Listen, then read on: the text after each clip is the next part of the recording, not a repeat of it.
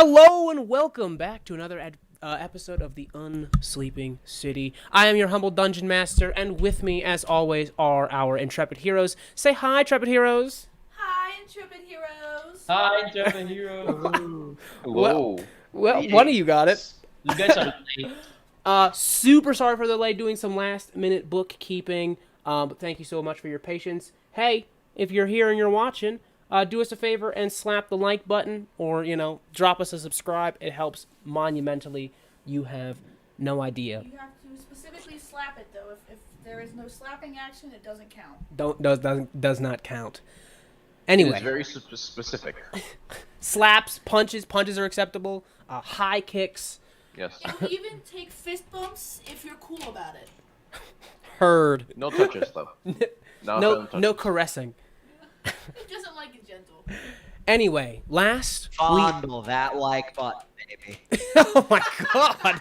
That's enough of that. Last we left off, our heroes were in the promenade in Central Park, in a version of New York with magic around every corner, indeed. But we have gotten our first taste of the Unsleeping City, haven't we, gang? With, Santa's sleigh has just been, flown off into the night snowy sky by good old Kris Kringle himself. And, all of his reindeer but one. Where once was a crime scene where, very human cops perceived the sleigh as a Toyota Camry being towed away due to the strange umbral arcana that prevents New Yorkers from noticing pretty much anything weird that would be happening in their city. They've now begun to disband. You guys met Officer Epona, like the Centaur cop, who's been investigating this whole ordeal. She has taken anything she's found at the scene to go and enter it into evidence. You see that the wind, kicks up, a little bit of snow flies around. You 5 companions, pretty beaten, by some good combat the last session, all standing at this point, some a little bit worse for wear. You're standing in this snowy Central Park for a little bit as a crowd kind of chatters, talks to each other about the craziness of this crash. You actually hear one guy like, "Can you believe this shit? Some fucking drunk driver, taking his car right over to the tree, man." Man, I tell you, having their conversation, then finally returning to each of where each of you calls home, where we got a little glimpse of some of our heroes' personal lives. Smoke, who's caught between, his personal goals and potentially being on the wrong side of this whole thing. Henry with no real place to be since leaving the military, and just resorts to drinking his life away every time. But finally being given a second chance to redo it all. Diego, who while a little bit more trained than everyone else, is still pretty new to all of this. Just doing his best. And Charlie, who's dipped her toes into some pretty dirty stuff, all to protect her very sick younger brother. And Tony, who we know seemingly nothing about after last night, because while some of our heroes were battling in the Mutant Santa showdown, Tony was off on a bit of a different endeavor, which we'll get to right now. We rewind a few hours of very tense moments of Alejandro explaining the situation of the Unsleeping City to our heroes, where he says, "This I can answer. Each of you has been very unlucky enough to be awakened in the Unsleeping City." Where he told everybody to, get their shit together, or it's going to be a very bad look for you. The moments later where his granddaughters who burst in injured by the mutant Santa clones. Alejandro is saying like, "Oh, I will study this. Make your way to Times Square to make sure, and as soon as you can." And all of you heading off outside to catch the bus to Times Square. As you get to the bus, the driver, we now know whose name is Suzette, says that she can't take you there because it's outside of her route. And then there was this kind of weird moment where it like she took a look at one of you, and then it was like a pause button was hit. You guys remember that? How like she kind of like stopped in her tracks, and had a suddenly like just like changed entirely. Her whole mood about it changed. You guys enter the bus. Tony, you are last to enter the bus. As you head through the bus doors, there's this very quick breeze, right? And where you'd expect to turn around the safety pole and see the rest of the interior of the bus, you are instead, you turn the corner. You've turned the corner of a wall to see that you are in fact in a subway. Which is especially weird when you look up and realize that in this subway, the lights aren't on. It's completely like dark inside of this subway. The subway station you were in. Do you wish that you want to take a look around? Yeah, can I do a perception check? Yeah, give me a perception check. Hang on, I'm getting used to the new program still, figuring out where to go to do the roly-poly. All good. 14. 14. You look around, and you see also with the lights being out, there's also no people down here. It's completely almost like isolated in a way. You know what I mean? Like there's like the MTA's always got problems in the subways and stuff. So like, you know, maybe things are just a little messed up. You can check the booth if you want, but other than that, there's like not a whole lot here. So is it just like a typical subway station? Just like a typical subway station. In front of you is like the railway for like the train, the subway. But there, other than that, like there, like you actually turn around and the stairs ascend, but into like nothingness, into a void of nothingness, almost like, and they're like fragmented and like almost like detached away from the subway.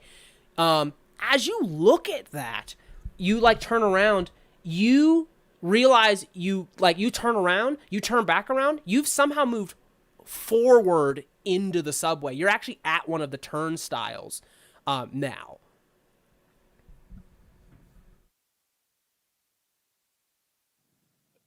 Okay. Trying to logic this. I'm moving but not moving. uh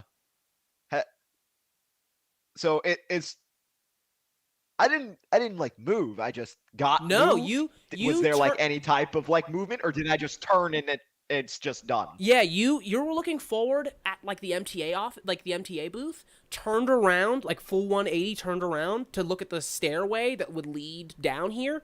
And when you turn back around, the MTA booth is behind you and you've moved up to like the turnstiles.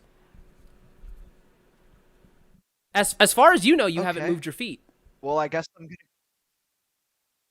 I don't know what's going on, man. New York just got a hell of a lot crazier. I guess I'm just going through the turnstiles now. I guess I don't have an option. You reach for the turnstiles, and as soon as you grab it, your eyes shoot to like the separation between the different like lanes you can go into, and see that a like subway token is required. Basically, like you would have to put a token or like you'd pay to go through the turnstiles, and you're just kind of like, ah, shit. You give the turnstile a little jingle, and you hear a kerplunk, like you hear like a plunk of a token that falls through. And like it's fully accessible. It's weird, but like you didn't put a token in it. You just heard like the ka-chunk. Someone's token must have been like lodged or stuck inside of the thing. And like it's like super convenient. It's like, but it's free. Like it's a free token into the subway. Can I do another perception check? Absolutely. I have this feeling that like just something's not sitting right here. 15. 15? What is it what's eating at you? What do you suspect? like, with that sound, did it sound like it was falling on top of like anything in particular? Like, did it sound like there were more tokens in it? Was it just the one? Was there ever like the sound of a coin going in? Anything like that? It sounded like it landed on other coins. So either many people go through here and theirs works just fine, and then maybe one day some dude came by, tried to drop his token in, and it got stuck, right? And so he had to figure out if like either spend another token or whatever. But in that one turnstile, his coin was stuck or something, and conveniently, you come by and it somehow manages to dislodge itself despite being stuck inside of it. And speaking of subway tokens, you push the turnstile, you take a step through, you hear like a and a train like gently screeches into the station.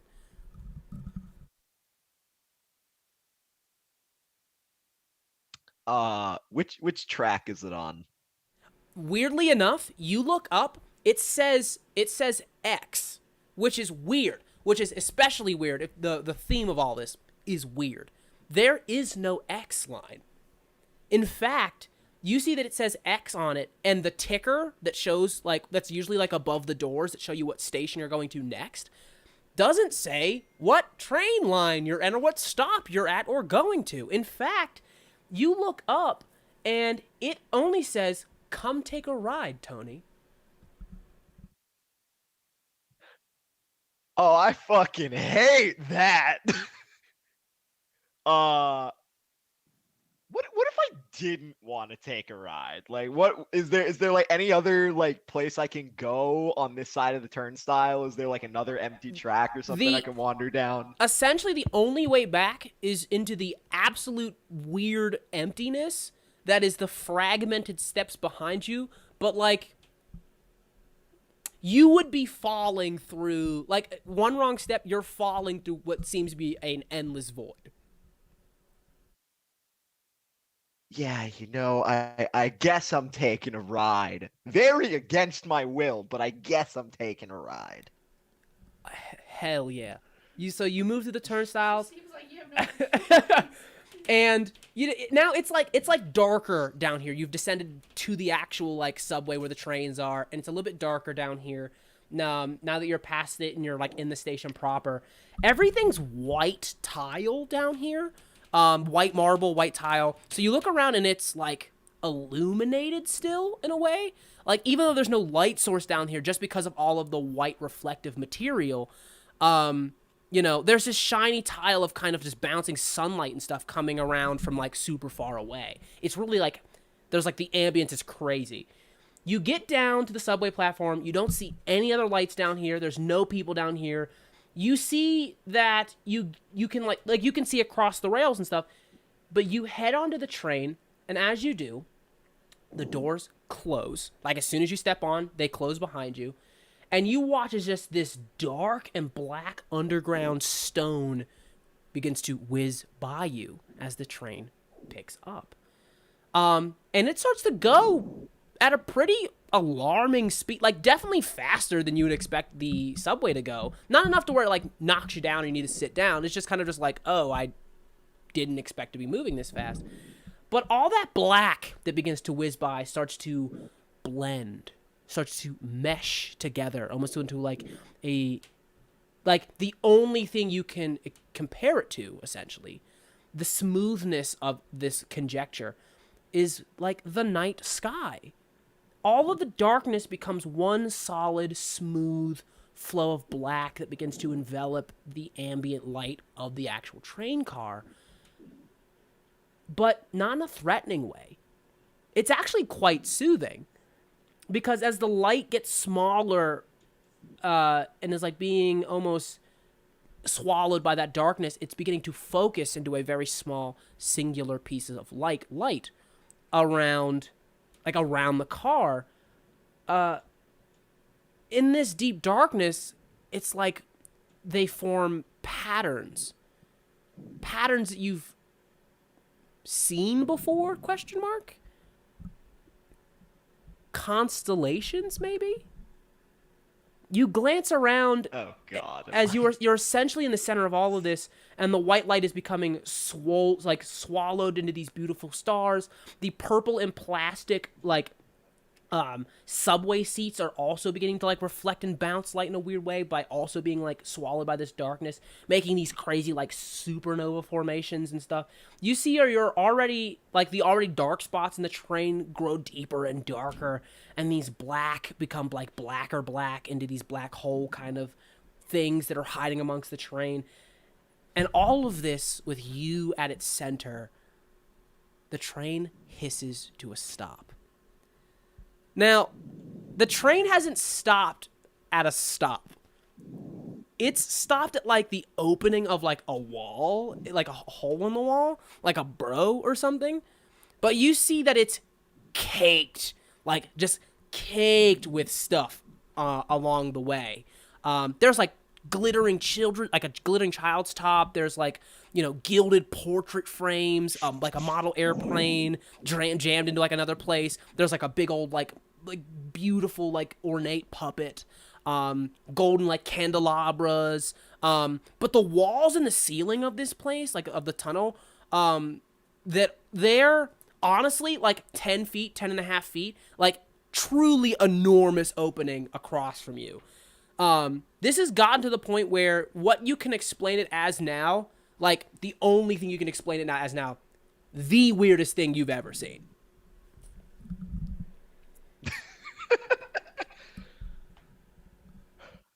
Oh man, not even magic, just the weirdest thing you've ever seen. Oh, boy. Yeah, the doors open. That is what you see in the tunnel. You actually also see there's like a light at the end of the tunnel. Metaphor, not like you're not. You might be. You're fully dead. You're fully dead. Oh my God. But there is like light. This tunnel is lit. Yeet. No, this tunnel is illuminated. Unlike the train station, which had no lights on, this one has lights on.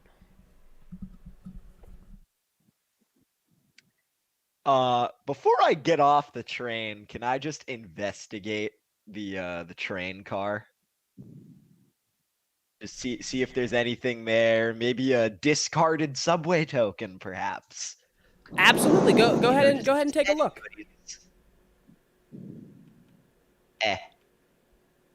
Ooh, 19. 19. You don't notice any discarded subways, but you do notice this. You like poke your head out and like look up and down the tracks.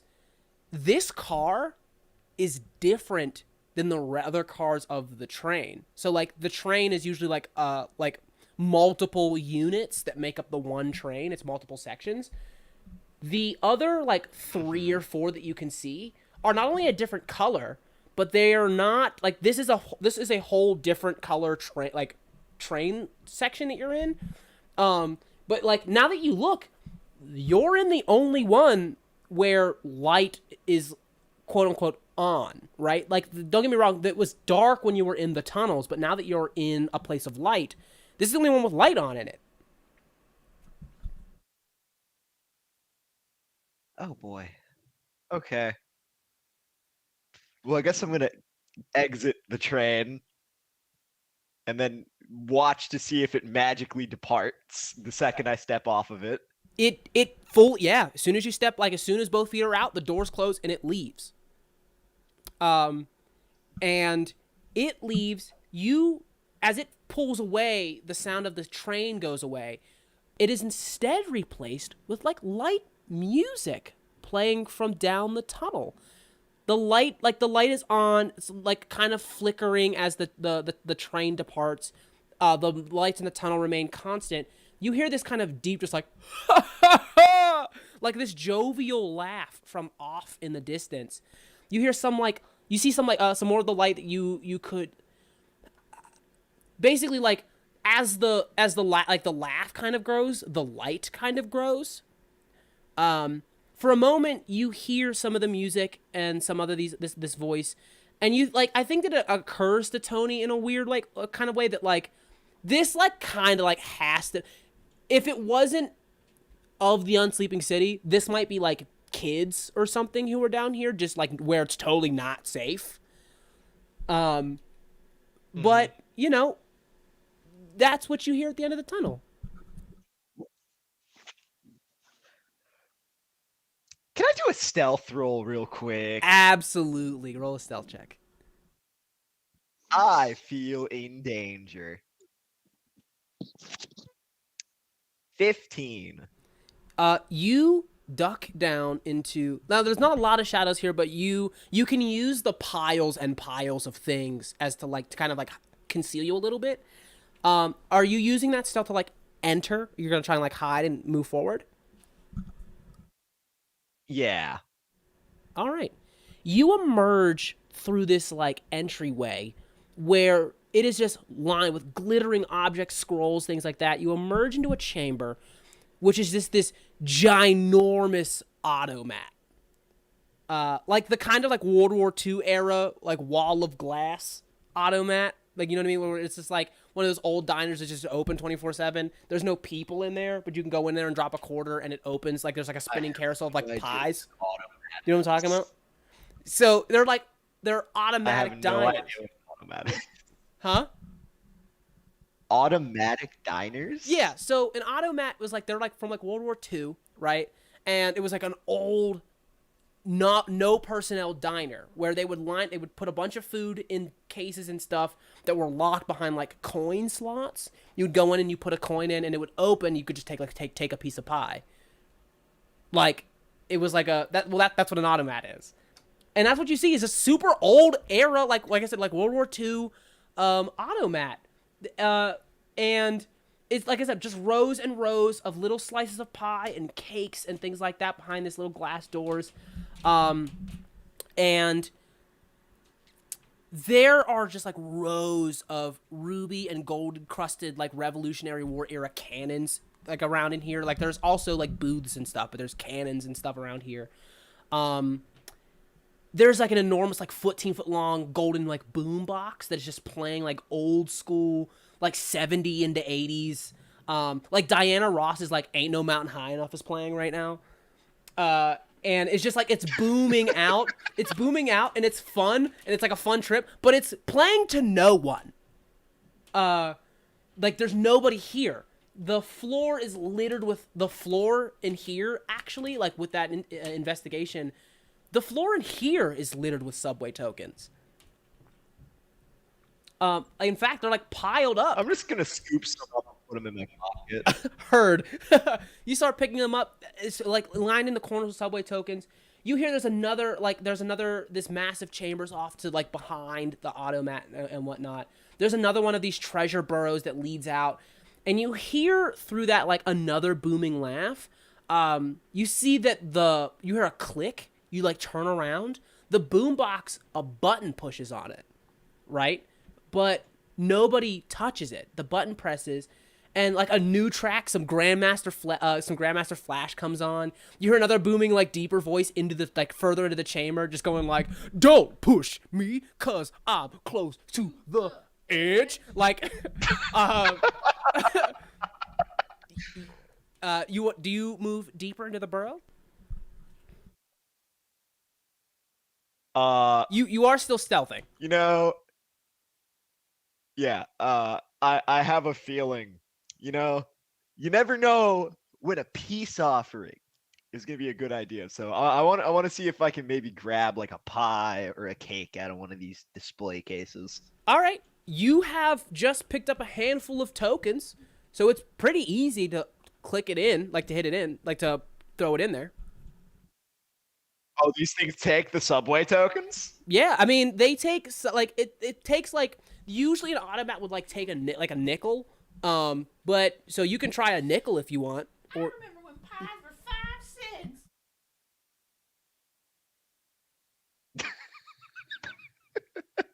Okay. Okay, I thought you were laughing at me. I wanna try a subway token first. It fully like you hear it drop in there with like a satisfactory clunk. The glass slide opens. You have an option of like a couple like like a slice of pie that are just in there. There's like, ironically, they're like on plates, kind of like little meals. So it's not just like a slice of pie. It's also like a thing of like a milk and like a glass bottle, like in some with these. All right. I take the milk off the plate, so it's just the pie, because glass on glass isn't very stealthy. So I take the pie, and I like I'm gonna start now with my pie. I'm gonna start like creeping my way down this corridor towards this really, really, really creepy laugh. And you never know, he might not kill me if I offer him a slice of pie. Hell yeah. You move through the burrow on a mountain of subway tokens in a huge dome with like the celestial heights and a mural of stars on the top of it. Gilded columns everywhere holding up this dome. And this is like a weird shock, or you're kind of like, oh, this is crazy. There's a full suspended subway car just resting up like above it. Like, the dome is large enough to have that like a subway car in here is like an object of interest inside this massive dome. The subway car is the subway car that was missing from the train you just rode. Like, you're like, oh, that's the right color and pattern. Like, there it is. And it too has a giant X on like what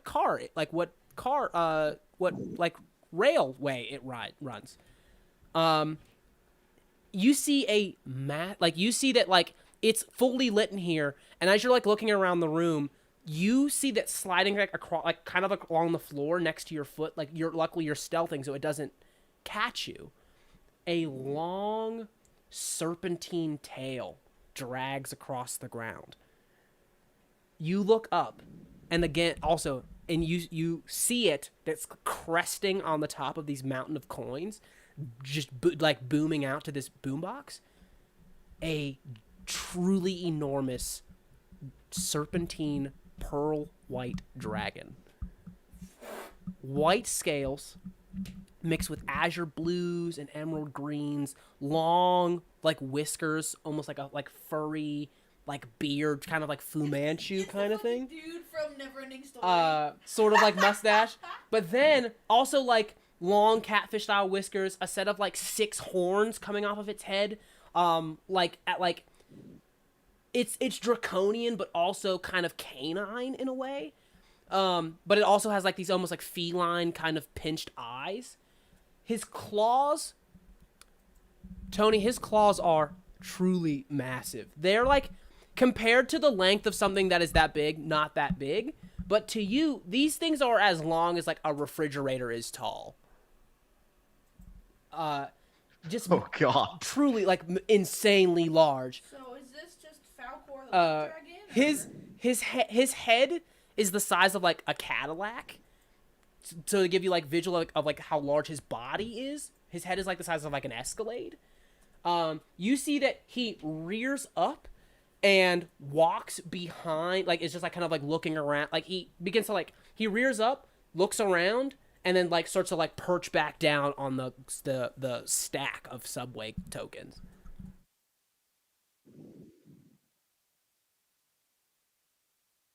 Oh boy. Is this the thing singing along to the jukebox? You literally hear it just like, it's a wonder. It's like, it's a wonder sometimes. It makes me wonder how I keep from going under. Like. Oh god. All right. So You see, he's like, he's I'm snapping his gonna fingers, step- but like he's snapping like at the nail, like at the talon. So it's just like these like really sharp pinging sounds from like the keratin in the nails.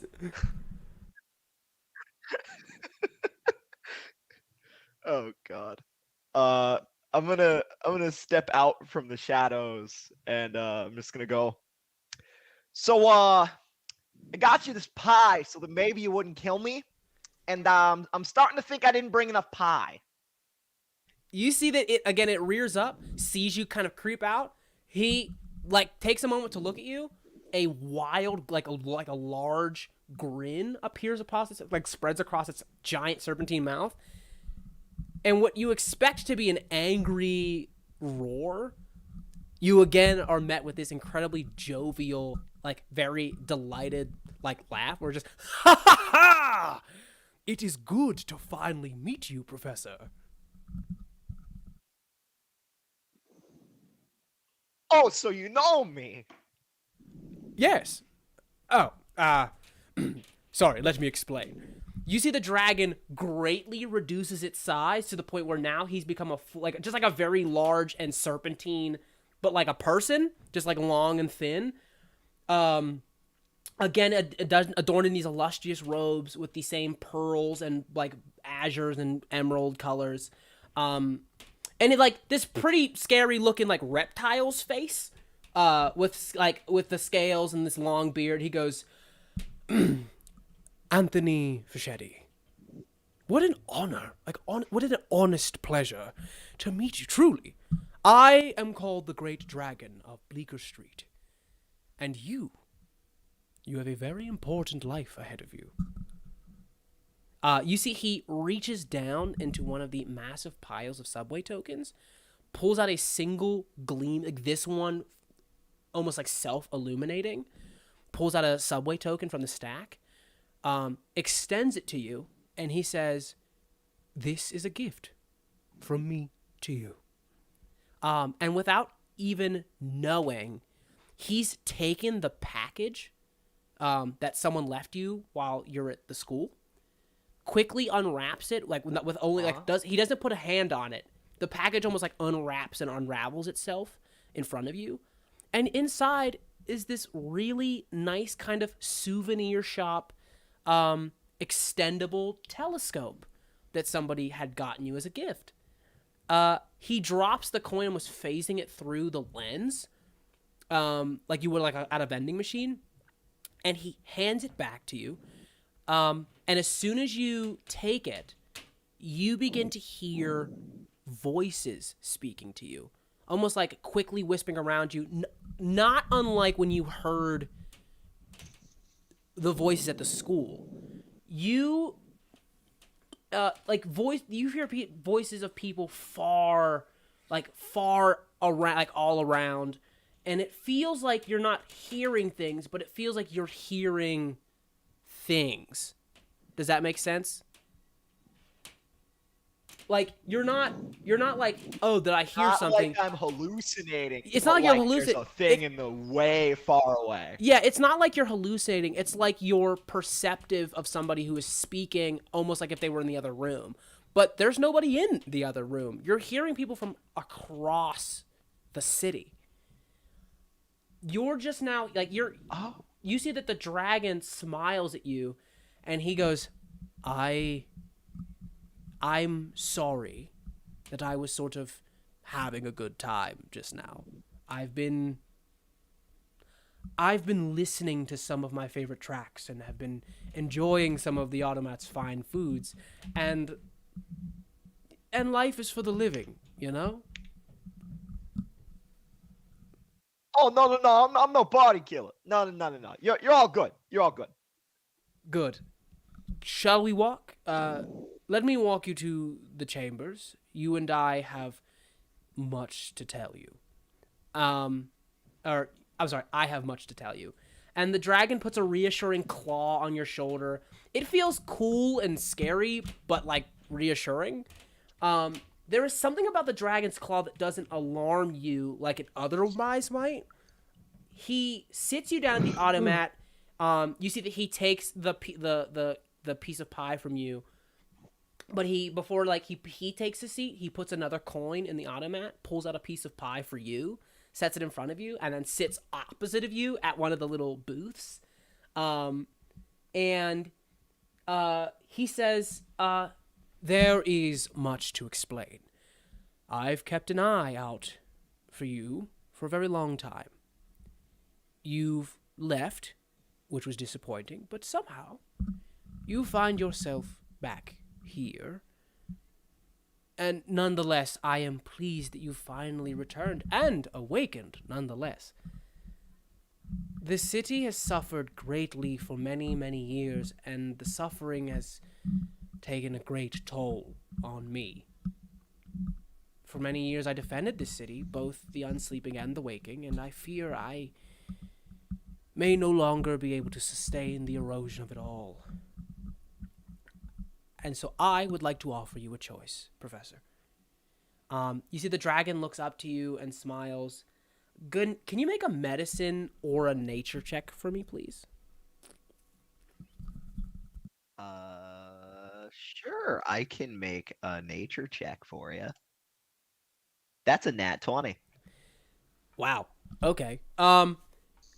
He is a dragon, yes, but he shares many characteristics of like lizards found in the everyday like wilds. And lizards molt their scales. They molt their skin. And it looks a certain way, one that you're very familiar with. He is molting, but not in a healthy way. It's almost like he's losing scales and not growing newer, stronger ones. They're literally just falling from him, shedding him. Like he's got like a cloak on, like a scaled cloak.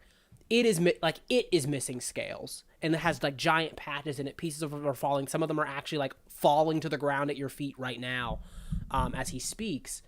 You see that in addition, he's speaking in this kind of low, wheezy, raspy kind of voice as he explains all of this to you.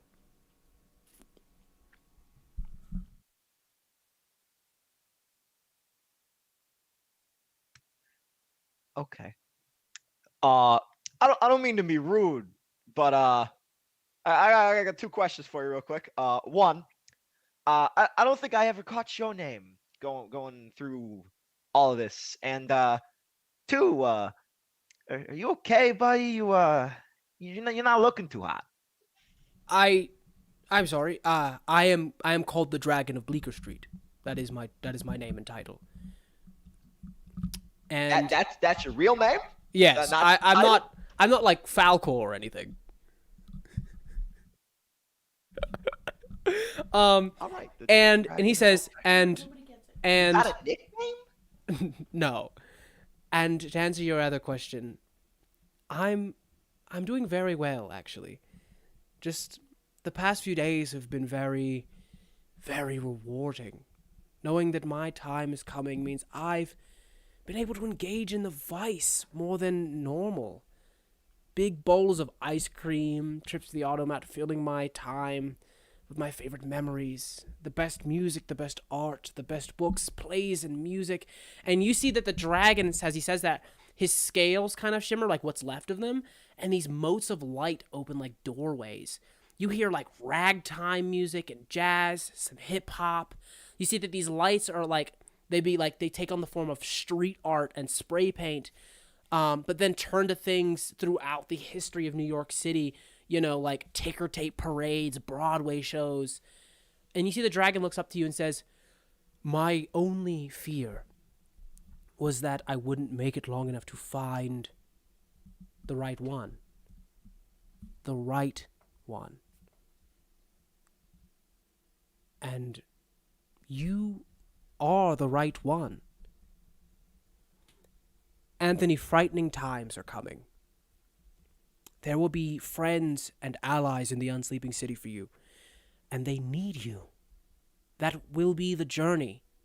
I'm afraid, Anthony. There will always be those who need you, and you will always have to decide how much of yourself you can give."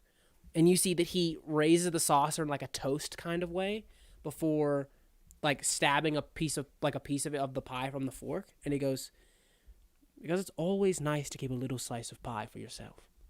Takes a big bite of the fork. Then like another forkful, eats it. You see he finishes his slice of pie and takes a long stare at the empty plate.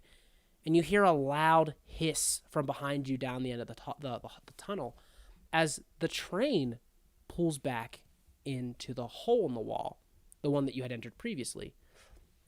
You see that he's like, again, staring down at this plate, not really, like kind of not engaging with you at this point. And he says, Well, you don't want to miss your train now, do you?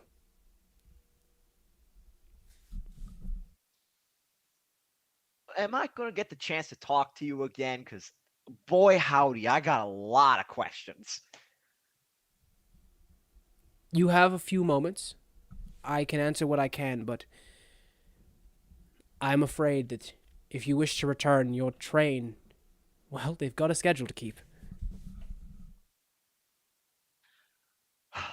Oh boy. What's this? The one business? Is that gonna take too long, or am I gonna miss it? New York is a borough of wonder and hope. And where there is wonder and hope, there are those who seek to destroy that wonder and that hope. And so it needs someone or something to protect it. And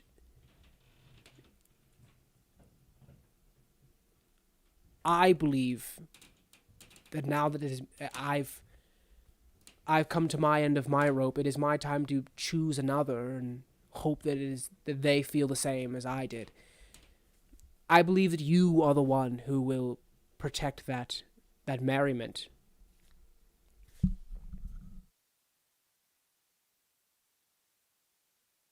Oh boy. I mean, I love the city as much as the next guy, but are you sure you got the right guy here? I mean, I look at the stars. What are the stars, Professor? But something that we look upon and we cast our dreams and our imagination to, hoping that one day we too end amongst the constellations.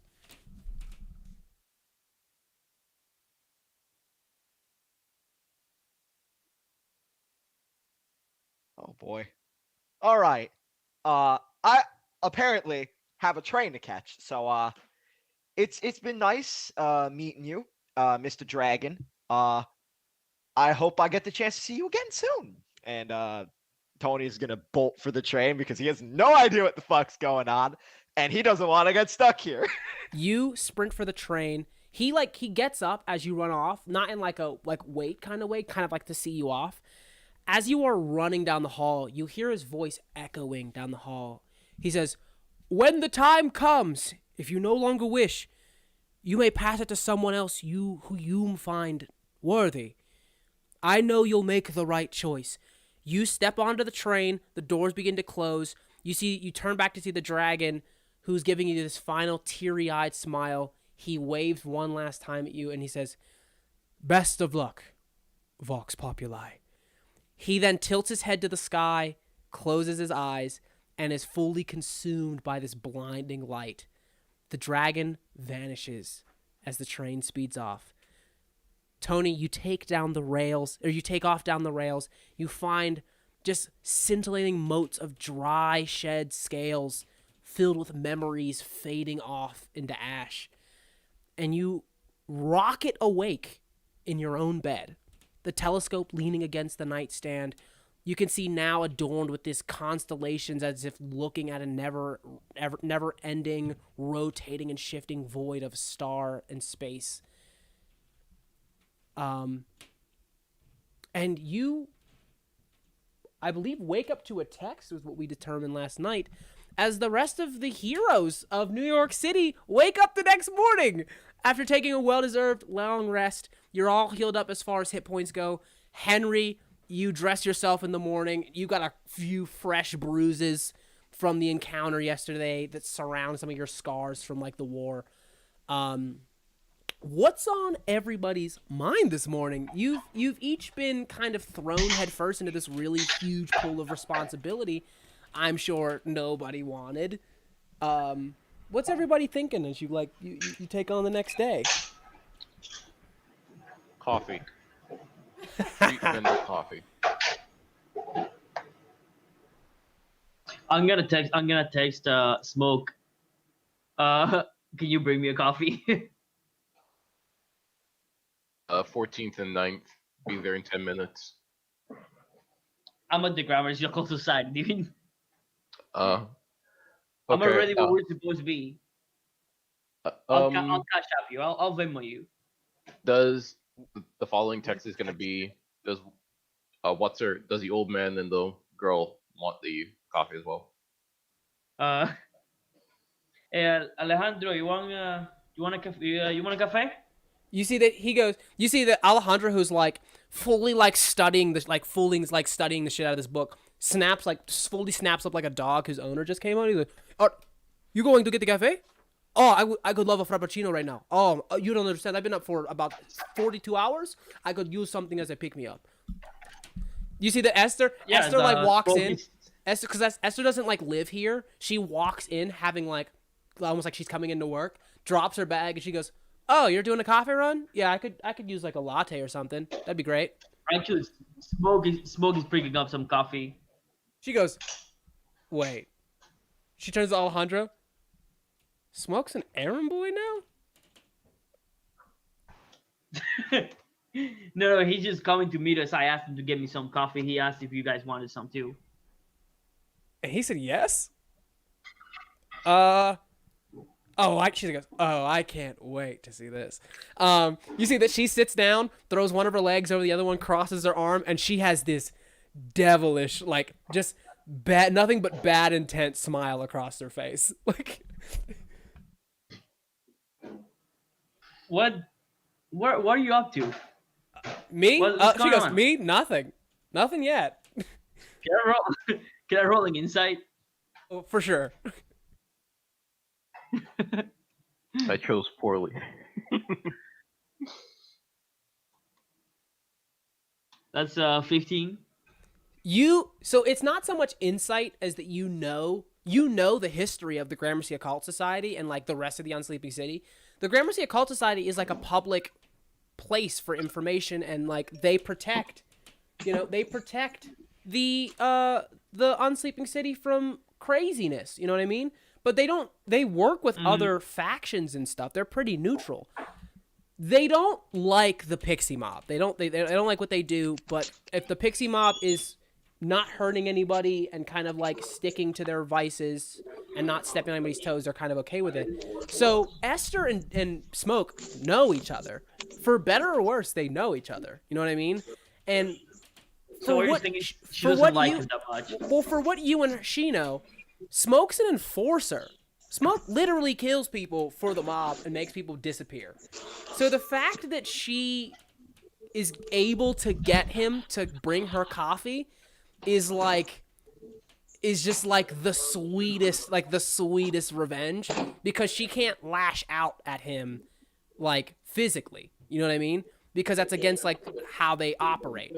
But she's like, "Oh, but the next best thing is bringing him off of his high horse and making him bring me like making him bring me a latte with just the right amount of like sugars." You know what I mean? I'm gonna tell her like, hey, like, I know you and Smoke are not in the best of terms, but I'm gonna vouch for him. Like he's straight, he's cool. She goes, "Oh, by all means, yeah, I'm sure he is. But you should let him know, because I don't want a cold latte." All right, I'm gonna text Smoke like all the orders. Yeah, Alejandro wants a frappuccino and Esther a latte. You just get a thumbs up emoji. Cool. I was gonna say, because I spent the night at the Gramercy, looking over, see if I could find any spells that could have done that to Santa. All right, And, you dive did I headfirst into some find- books. Did I find anything? What's up? Did I find anything? Give me an investigation check. Could I do? Whichever, they're both the same thing. 19. 19. With you're kind of like you're getting like Alejandro's kind of like pointing you into some tomes to read. He's kind of already gotten a bunch of books that he himself thinks is going to be helpful. So like you actually can like head over, and he goes, "It's like, hey, if you want to help, you can take a look at these books here." And you kind of like take a seat next to him, and the two of you start to just like die. He himself doesn't know what's happening to Santa, but he can like kind of set you on the right path to what he thinks it is. Okay, so I don't find anything specific, right? Like no Not- specific spell not- that could have done this. Not currently, not like right now. No. Okay. All right. I guess I'll just wait for everybody else to show up. Okay. What's everybody else doing? What's everybody else thinking? What time is it? It's about noon. Noon. Yeah. By the time you wake up specifically, Charlie, it's about noon. Like you and so like those of you who took like pretty heavy damage during the combat, like it's about noon for you guys because you got like you went to like you didn't go to bed till like 4 a.m. and you were wounded. Like No, I totally agree. I'm probably like waking up at noon, but I ain't getting out of bed till like 1:30. So just Sam. yeah, pretty much. Why? Why does she sound like she's on the other side of a mountain? She's kind of far. It's okay. Sorry, I was leaning away. Hmm. So it's noon. So exactly I guess did you waking text up, today? you know, I do the whole, and then I hear like a freeze, put your hands. I'm like, son of a, run out to the living room. You hear, now there's nowhere left you can go, Harry. We got you cornered. You ain't got nothing cornered. It's me. It's like, he goes, you think I'm gonna let you take me alive, coppers? He goes, the Bay Harbor's he's like, the Bay Harbor's the only way out. The only way out for me. There's nothing left for me here. No, don't jump! He goes, run on. He goes, you tell him to remember me how I was, not how I am. Harry, no! And I turn off the TV. Click.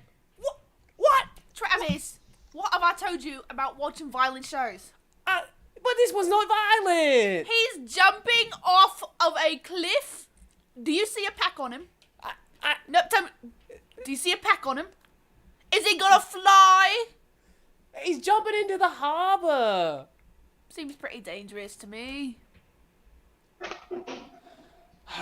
Fine. Why is you still in your skivvies? Don't you have school today? It's noon. What is today? Saturday. Oh my god. Oh my. I have my, work. I have to deliver pizzas later tonight. Rather late. So don't expect me. Okay. I'll be delivering pizzas though. Don't order any pizza. She like he look. You see, he looks up like and like looks towards like because you got this like little. It's not like there's like a really small like maybe like 2-person kitchen, but there's like a you don't have like a it's like a 2. It's like a 2-bedroom apartment, so it's like really small. So there's no dining room. It's just like a table in the middle of like the common area where you guys eat, and there are literally pizza boxes on the thing from like the last like few days, like maybe a few days ago, where like you guys had pizza or you brought home pizza one day, and he goes, "I think I'll be all right." Yeah, there's some veggies I think in the fridge. Look, I'm not eating veggies. I know I've got to go shopping. I'll do that today before my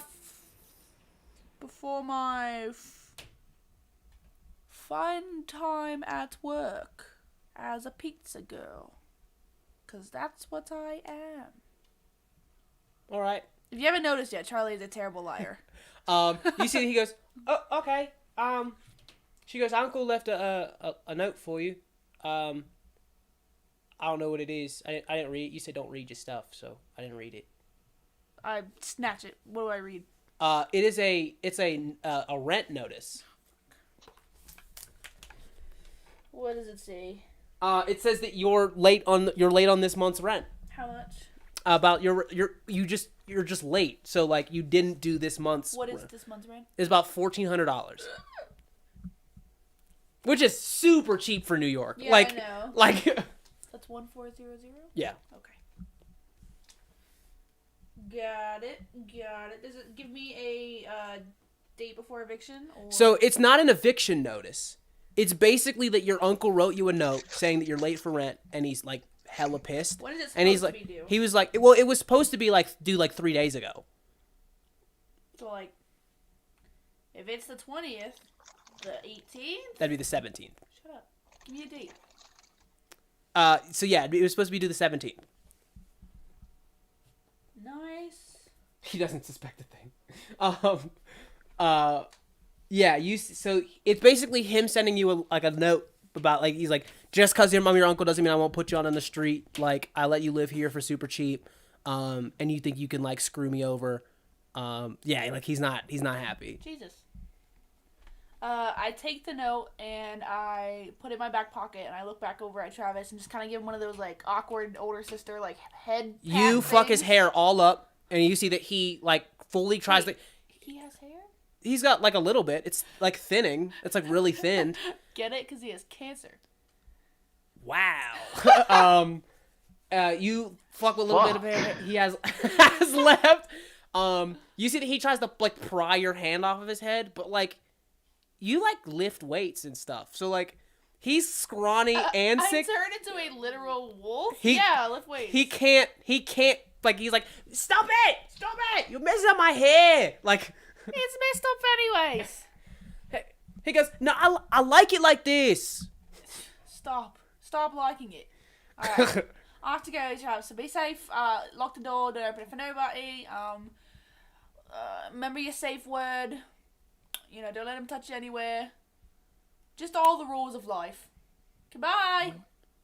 You hear you close the door, you hear like he goes, I ain't got no tapes. I'm gonna say a safe word, fool. Like, I don't need a safe word. I storm back in, safe word! Nope, you failed, too late, I could have been a murderer. Sky Needle. Nope. We went. I'm not.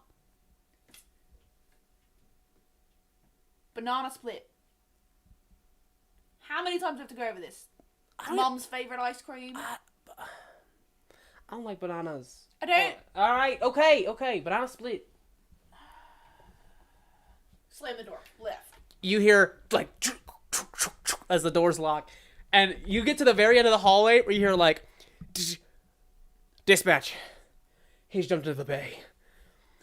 We lost him. And you hear like, wanna run. Like you hear the credits start to roll. And he goes, I missed the whole show. Like I don't even go back. I just keep on going. Like crazy kids, boys will be boys. He's gonna die maybe, so it's fine. Oh God. Yeah, you Yeah, so Diego, did you send that message the other night saying how Alejandro thinks he found something regarding Charlie's condition? I have a condition.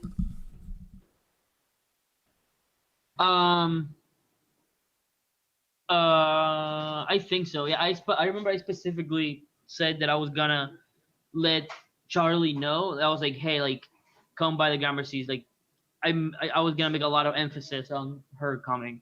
Okay.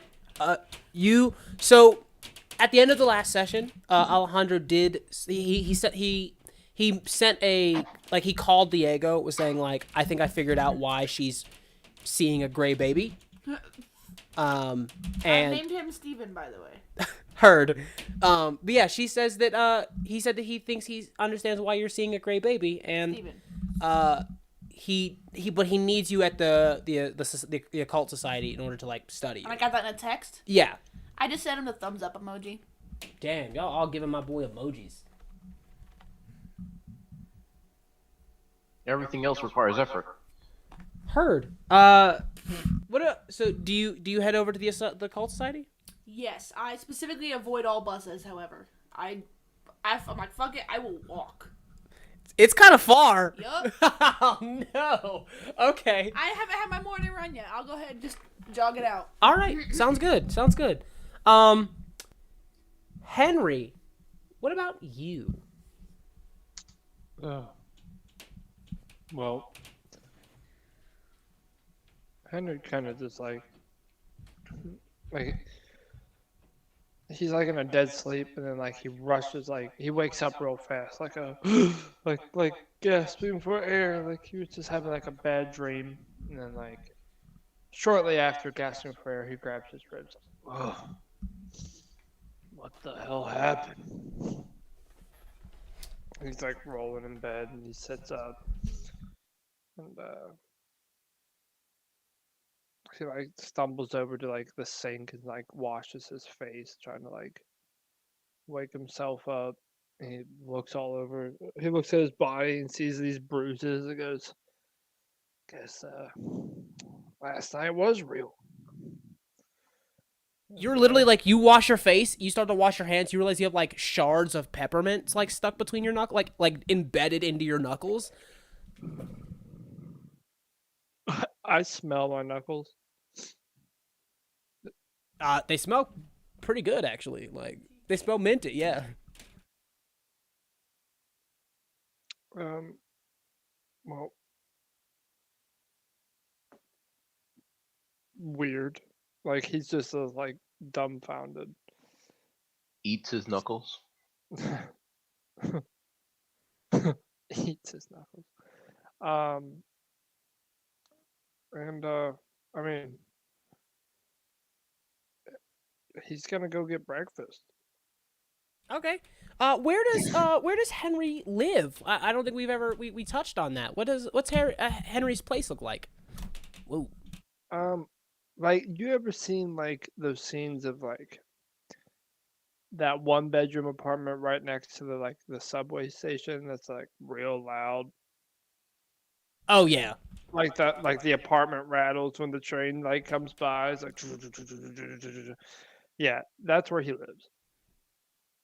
You head downstairs from your place. You see that like there's like a couple, like you come downstairs, like a couple that's always kind of like in the way, that's always arguing. Like she's throwing like his like clothes into the hallway. He's like, baby, baby. She's like, no, like throwing clothes out in the hallway. There's a kid that's skateboarding like down one of the hallways and stuff, but like it's too like narrow, so it's like start, stop, start, stop, start, stop. There's an elevator, but it's always broken. It's always broken. You see that there's a guy who's sitting like a chair next to the elevator, who's like supposed to be like the repairman, but he's just like sitting there eating his lunch like for the day. And yeah, so you head down the stairs. There's like a doorman who's this like ancient dude. He's like maybe in like his like late 80s, early 90s, like super old, like way too old to be working here for damn sure. Who like gives you a wave, like a very charismatic wave as you head out. And like right next door to the apartment is like a diner. Yeah, that's the diner I always have my breakfast at. You head in, you take a seat. You see that there's this a waitress who comes up. Her name is Darlene. She goes, "Oh, hey sugar, it's good to see you again." She's like, what can I get for you?" Hey, Didi, just the usual. She goes, "All right." She goes, "Eggs over medium and a coffee black." You know it. She's like, "All right, I'll get that right in for you." And you see that she turns around, heads back to the kitchen, and a couple minutes later, you are enjoying a nice breakfast, a nice breakfast of champions. I pull out my silver flask, pour a little into the black coffee, put it back, tuck it into my coat. All right. Just so we're clear, Diego, did you send everybody a text message or just Charlie? Do you remember? I put it in the group chat. Okay. Like I texted like Charlie apart, but I put it in the group chat for everybody to come. Okay. You guys see while in the middle of your breakfast, you pull your phone out and you realize that you have a message that you haven't read. That is from Diego saying about how they think they found something regarding Charlie at the Gramercy at the Occult Society.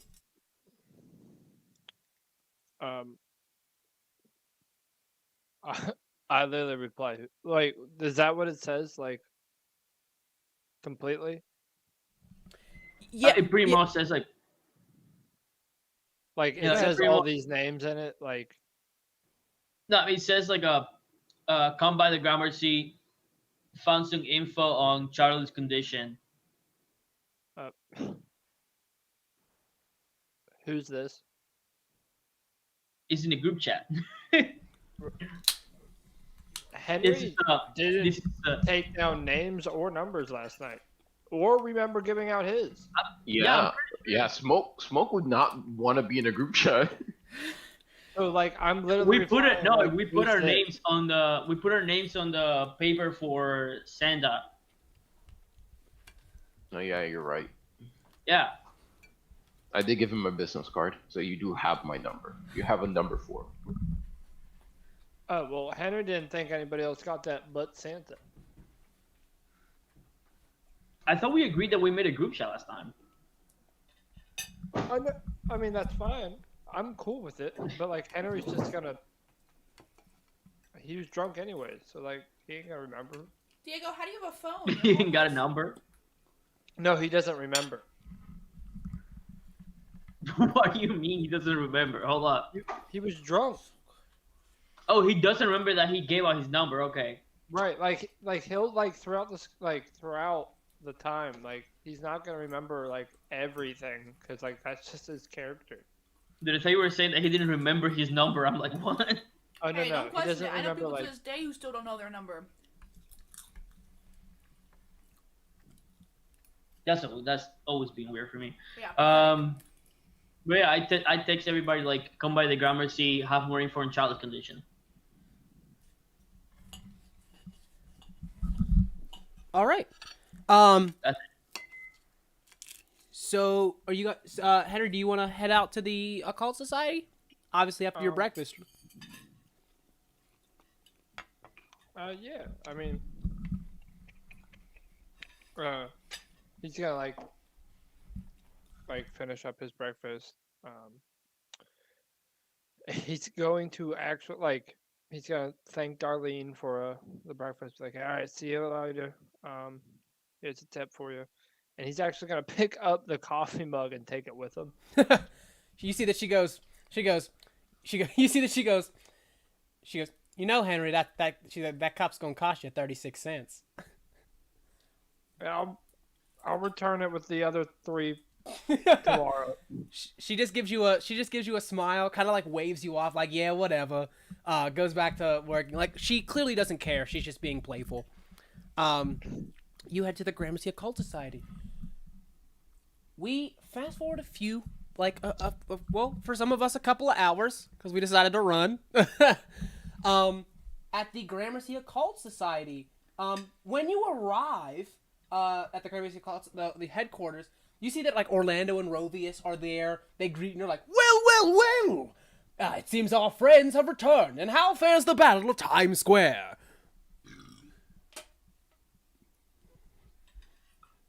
Who's here first? You- I think.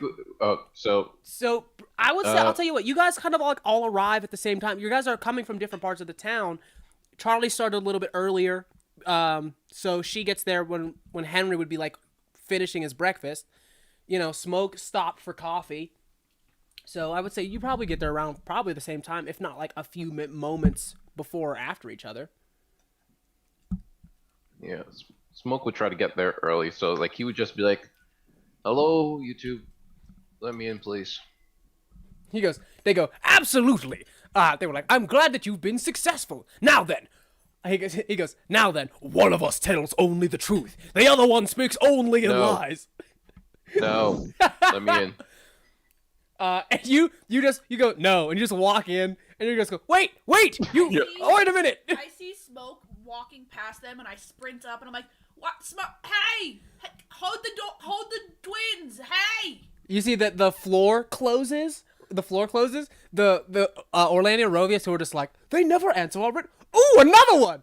Hello there. How fares the Battle of Times Square, champion? No habla Spanish, English. Bye. Oh god. They go, huh? Maybe a relative of Alejandro's, I guess. You walk in, and they go, oh, you hear one of them go, oh, we forgot to ask the riddle. Like, and then, Henry, you get there as Charlie and Smoke head into the library. I was taking the bus, so get off the bus, kick the salt off my boots, start walking up to it with my mug. By this time, I've actually finished my coffee, so like while passing like a trash can, I just set it on top of it.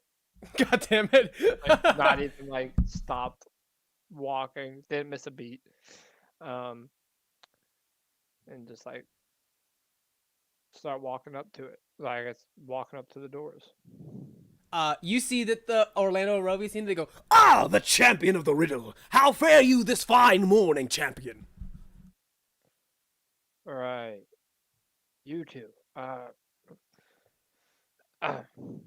I'm still waking up, but do I gotta like do this riddle thing every time I come here? Or...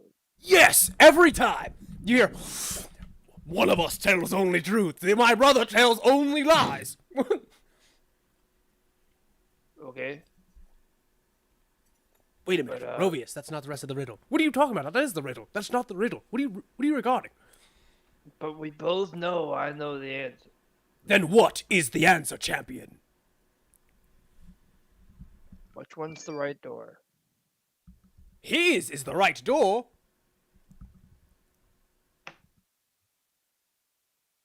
I look at the other one.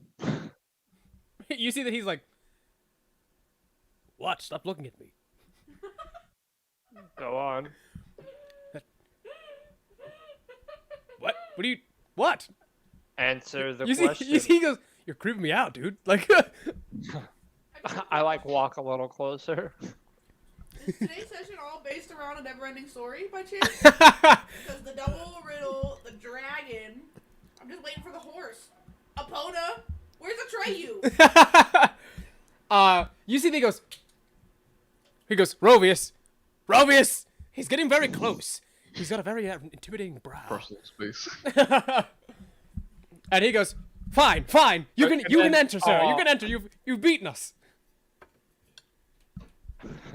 I was just gonna do like a little jump scare and be like, I just can't. And you head in. My player's just bullying these damn lions. They deserve it at this point. You guys descend through the staircase, walking down the crazy MC Escher steps, and this golden, warm brown light, the clicky-clacking of the tile, that's so much echoey goodness in there that, like, you're, like, in that giant stone kind of civic building, just tic-tacking all over the place from your shoes. You see, open a pair of doors. You see Esther is there, as is Alejandro. Esther has his little flat cap off. You see his sort of bald head with a little wrap around the white hair. You see he looks down.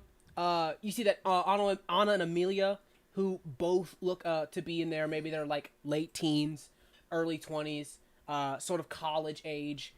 You see that they are laid back in these kind of chairs. That because they still have some injuries on them, and like they strongly smell of mint, strong minty smell. Who? Anna and Amelia, The kids. the granddaughters, yeah. Smoke, Yeah, the you enter, and you see that Esther like walks up to you, like holding the little cup, like the 4-cup holder thing, and she just goes, she goes, Smoke, my good friend. And you see a wicked smile cracks on her face. And she goes, I sure hope that there's extra cream in my latte. She pulls the cup labeled latte, just starts sipping it, and you just see this Huh? She is gonna be surprised because it's a black coffee. You see that she takes it, is just smiling at you with just evil intent through the coffee cup. Sips it and turns around. You see she goes, it'd be a real shame if you'd have to turn around and get a new one. Turns around, you hear like turns around and looks at you. If anyone wanted coffee, I wanted a coffee run, not a latte run. What's her name again? Which one? Her. Esther? You hear that she just goes, You still got Alejandro's frappuccino? Of course. And I got the 2 girls. You son of a bitch. Yeah, I brought 3 cappuccinos for the family. Hands Charlie like a power juice. Just like creatine powder. Happen to have stopped by a smoothie shop as well. You see that Anna looks over at you, who's one of those twins, and she goes, yeah, so basically, like, she's there because they're talking to Alejandro. She goes, yeah, so basically, like, a bunch of these, like, fucked up Santa Clauses came out when we were on 34th. And you see that Amelia goes, well, we weren't on 34th Street. We were on 5th Avenue. But then when they came out, no. We were rounding 34th Street. And, you see that Anna and Amelia just like, we were not on 34th Street. We were rounding 5th and and they just start yelling at each other. And it's just a loud bickering of high, like, screechy girl voices. And you hear that Anna goes, Jesus. Girls, please, my head. She goes, yeah, sorry. It's just like, and you see that she turns to you, Anna turns to you, Charlie, and she goes, my sister's just like, she looks away. Charlie goes, yeah, I know her. Looks at Smoke. What the fuck is she talking about? You see that she double takes, like, so she looks at you, looks back, immediately double takes, and she goes, wait a minute. Like, looks at you, looks at everybody, and she goes, wait, oh man, who are all these? Are these new people? Wait, are they all new to the Unsleeping City and stuff? I've never seen any of these two before. And she Charlie and the drunk guy, they are new. I forgot to ask, Tony, did you go to the Gramercy Occult Society as well? Like, mumbles up to like the drunk guy. Who?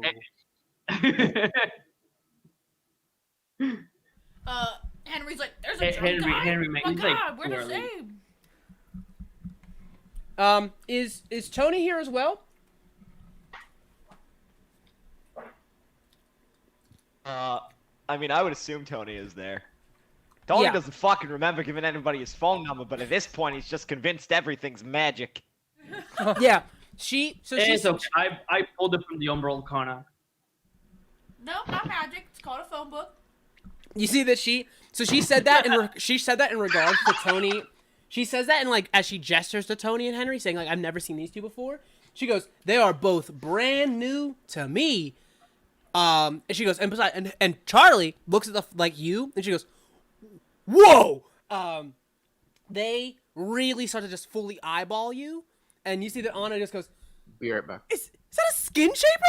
Oh, how in the world did we get one of these? Like, I look immediately at them like, what the fuck did you just call me? she goes, you see that, like, Anna and Amelia are now, like, talking to each other, like, they were just bickering, and now they're just, like, fully, like, going back and forth with each other again. She goes, dude, I bet she's got claws. And she goes, she doesn't have claws. Dude, I totally bet she's got claws. I literally don't have claws. Look at me. You sure? There's no way she's got claws. That's just a myth. And you hear She's that. like holding up her hands, doing this, like, hello. You see that no claws. Esther, like, separates the two. She goes, well, she's definitely got claws. I haven't heard she took down the big one. Like, kind of, like, gives you, like, a little side eye. You see that they see Smoke, Anna and Amelia see Smoke after you give them the coffee, and she goes, oh, he's still here. Are we, Alejandro, are we, like, cool with them now? Are we cool with them? And you see that Alejandro... Guys, he's cool. Go ahead. No, I was gonna say, like, guys, he's cool. Like, he's chill. Like, he had our back yesterday. Come on. Everybody's welcome here. Yeah, you see that Alejandro comes up and, like, taps you on, like, he doesn't tap you, like, puts his arm on your shoulder, very, like, supportive, and he goes, girls, there has been no complication. As you see, Senor Smoke here has dedicated his aid for us for the time being. And for our current goals and his, they intertwine. And he says, but I have not called them out here to be questioned. I have news for you. And you see, he makes his way. I mean, are they yours, or? It's a little inappropriate, but. What? Why would you give that to us? That's a little weird. What, the news? Oh! News! Not. Yeah. Go on. I do not understand. You see that, yeah. So, you see he makes his way to you guys. He takes out a book from that giant stack that you and, Diego, you and, Alejandro were looking at. And, you know, that when you were looking at, it was also the book that he took originally when you took off to fight the mutant Santas of Times Square.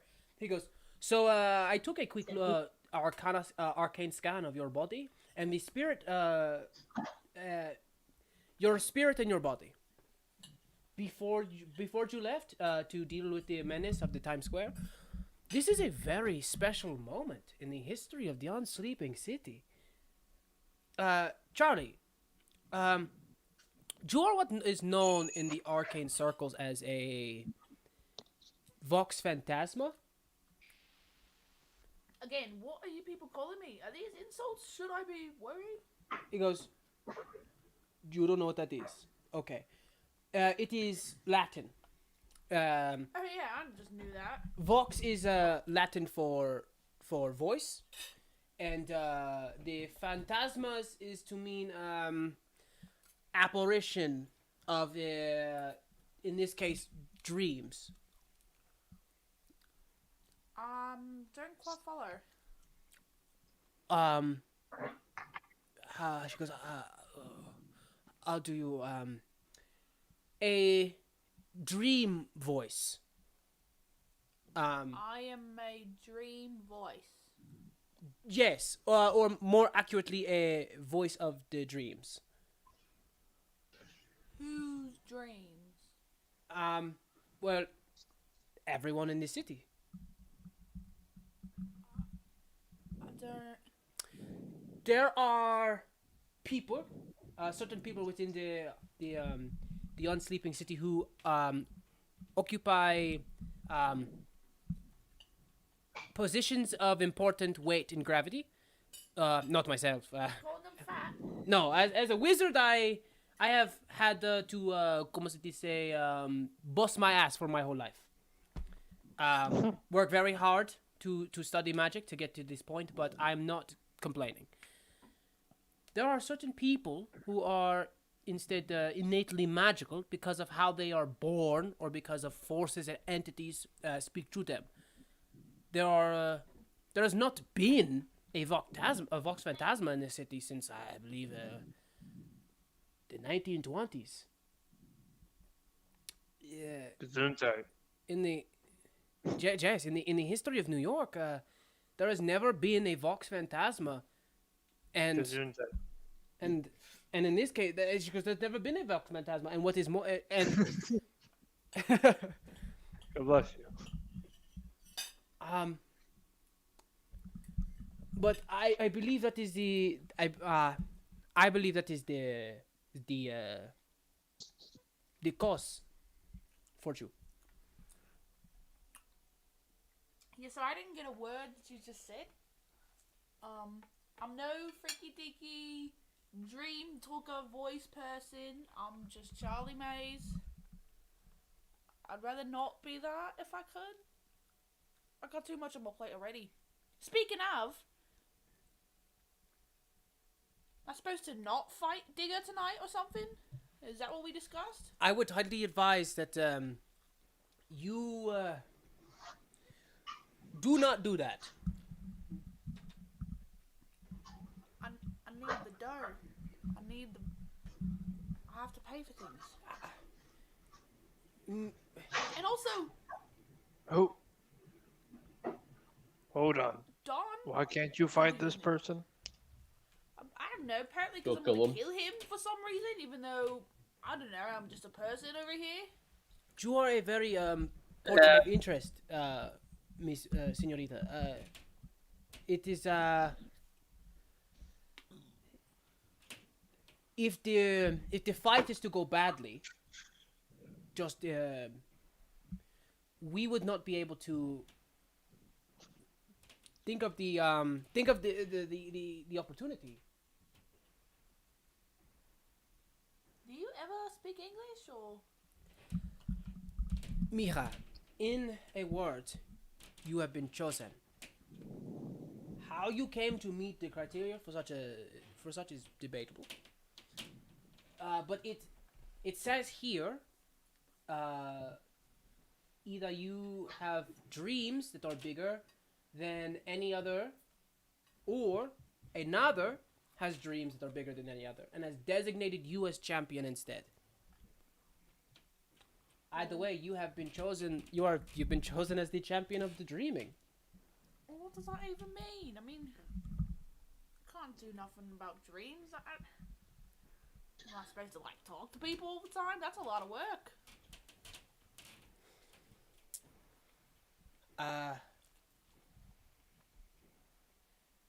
If it is, I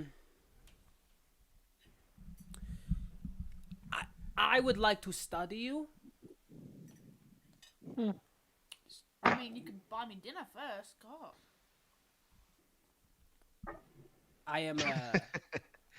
I have not seen. I am married, and I have not been there since.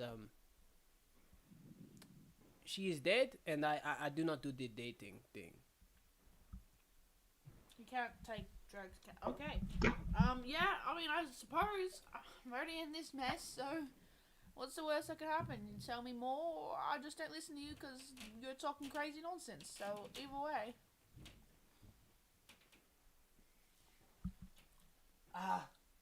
Good.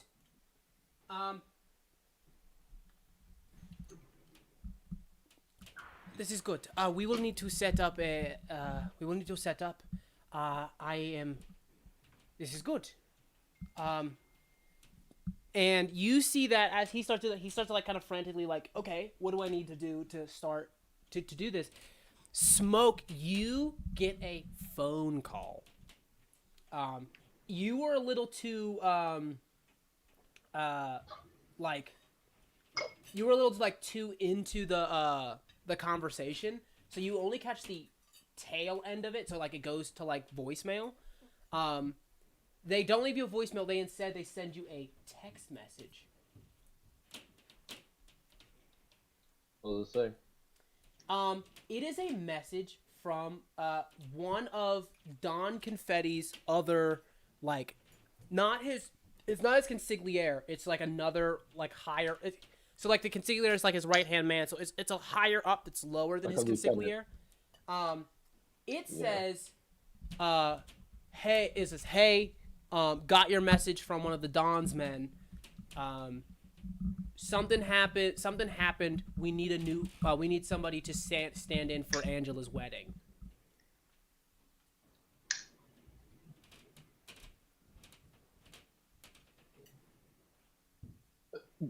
Excuse me, I'll be right back. And I'm gonna step outside. I'm gonna call them back because what the fuck? You are Or do they pick up? They fully. Holy shit, yo! Hey, is this Smoke? Yeah. What's the problem? Hey, listen. So, I guess the boys went out for some oysters or something the other night in celebration for, soon to be Mrs. Pigeon. So, they all got all kinds of sick and shit. So, they're out, puking their brains out, and they can't, be there as like bodyguards for Angela. Don says you were probably one of his best guys, so. Security detail?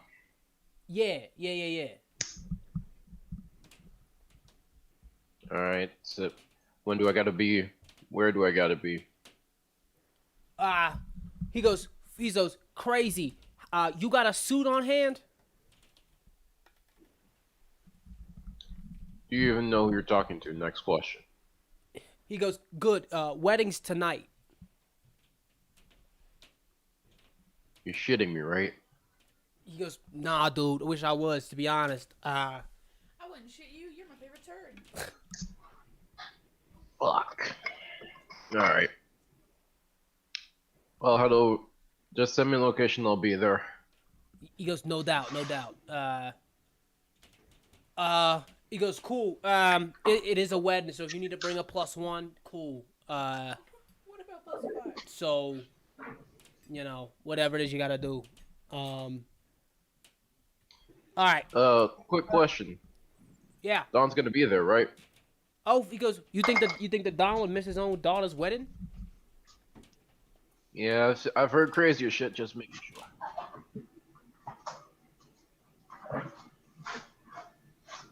I'll be there. He goes, cool, cool. That's great. If you got any questions, you got this number. I'll help you out the best that I can. Good luck. And he hangs up. I'm gonna head back downstairs, and I'm gonna ask a huge favor from someone. Uh, hey, Esther. You see that she's like in a like so she's got the book back, like the face of the book towards you. She's reading the book. You see it slowly creeps down from the top, and her eyes and her nose are peeking out over the top. She goes, "What?" You busy tonight?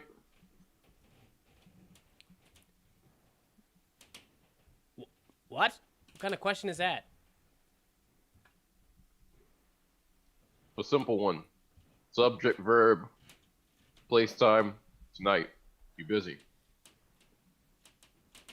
Are you asking me out on a date, Smoke? I need a +1 for a job I'm doing. Bodyguard stuff.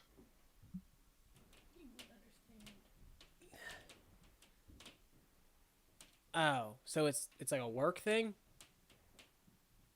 Yeah, it's like a work thing. And I'm old enough to be your father, so I don't.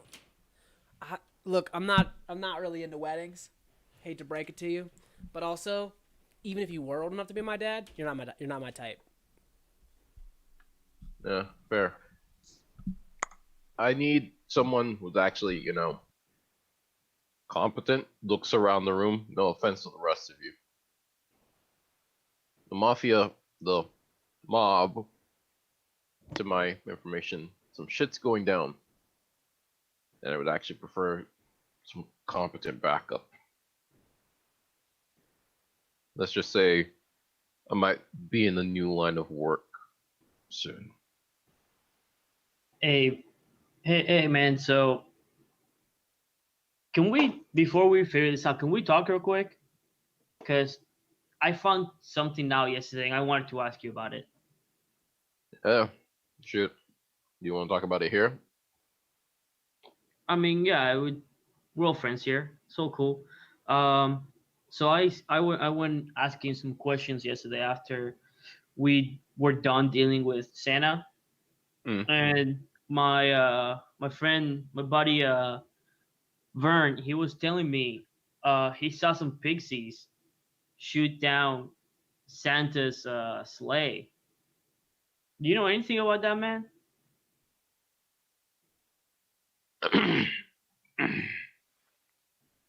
Sips on the black coffee. um, can't say that I do. Can I do an inside check? Feel free. Yeah, for sure. Oh, give me a second. I gotta find my thing here.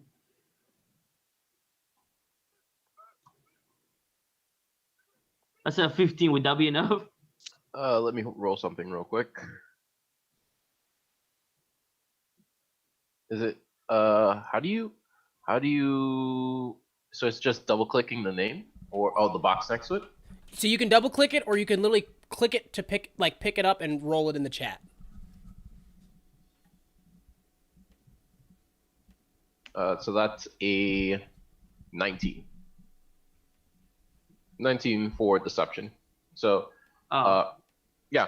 Smoke is like you can tell from what you can tell, he is just being Smoke, basically. He probably isn't telling you everything, but that's just routine. If he's telling you, like, what he's telling you is completely up in the air. He could be lying, he could be not lying. All right, so I guess you don't know. I guess you don't know anything about that. Yeah, the mob is going through a little bit of a transition. I'm just saying, man. If the Pixies did try to shoot down Santa, that's a fucking big deal. And if this information gets out and it falls in the wrong hands, we might have a war in our hands. So it'd be Yeah. better if we were just straightforward about this. But hey, man, I respect you. You do you, man. What was this? What was this thing you were talking about? Wedding. Need security detail help.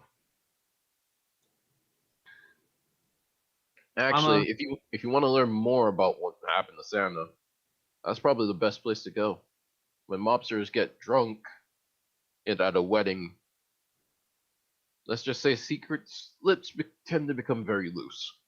Well, who's in the wedding? Whose wedding is it? The Don's daughter. The Don's daughter. Who's she marrying? Actually, who is she marrying? She is marrying a pigeon. His name is Ronald Pigeon. I love Like it. an actual pigeon? Like an actual pigeon. What the fuck? Yeah. You know, Ronald Pigeon? Ronald Pigeon. Ronald Pigeon. Yeah. Roll me up. Roll me up. Unexpected I man. know. I played poker with him. You play poker with Ronald Pigeon. Yeah, he fucking sucks. Wait, how do you not have an invite to this thing? I'm not friends with him. I just play poker with him. You play poker with the son-in-law, the soon-to-be son-in-law with a mobster. That practically makes you family. I mean, dude, does it though? You definitely need to learn more about the mob. Anyway, Look, man, I haven't got an invite. If they did, it just got lost in the mail. You say you needed help with the security detail. Are you picking your own team or what's going on? I can take a +1. Don't know how big of a crew I can bring, but apparently a couple of the guys went down, so I think I'll be good enough for like 5 extra people at most. She's getting married to basically who is the prince of pigeons. The other pigeons are gonna need dates. Like, I doubt every pigeon in New York has a date. Are you, hey, is this an offer to come with me to a wedding? Because I really Yeah, could use the help. I'll go with you. I love weddings. Drinks all around. Sounds good. If I'm your +1 for the security detail, we're gonna need people to take the other ones. I could just get in. You can Yeah. just get in. Mm-hmm. I don't know about the mob, how the monster will feel, crashing somebody's wedding. Yeah, man. That's a risky one. Henry, you sure you want to do that? Who said anything about crashing it? Hmm. Leave it up to me. I can make some All phone right. calls. I can see if I can get you in. Where- Otherwise than that, you gotta where's figure the out your wedding way. at? Huh? Tony, can you turn into a pigeon? What can you do, by the way? We don't know. Hey, yo, Tony. Tony. T-Bud. He might be AFK. It's fine. Yeah, he might be unconscious. All right. I mean, how are we getting to the wedding? Toma, where's the Okay. wedding at? Yeah, where is it? Where is the wedding actually? The wedding is at a place called the Ramble. It's like you know how in like some like there's like points where like the city has like put cement everywhere to make roads and sidewalks, and then there's always that one part where it's like a tree is planted in the ground, so it's like a big circle of like vegetation in the middle of a bunch of like cement and shit. like, the That's the streets Ramble. still The brick? Ramble is like a big tree that's in the middle of the city, and it's in the tree.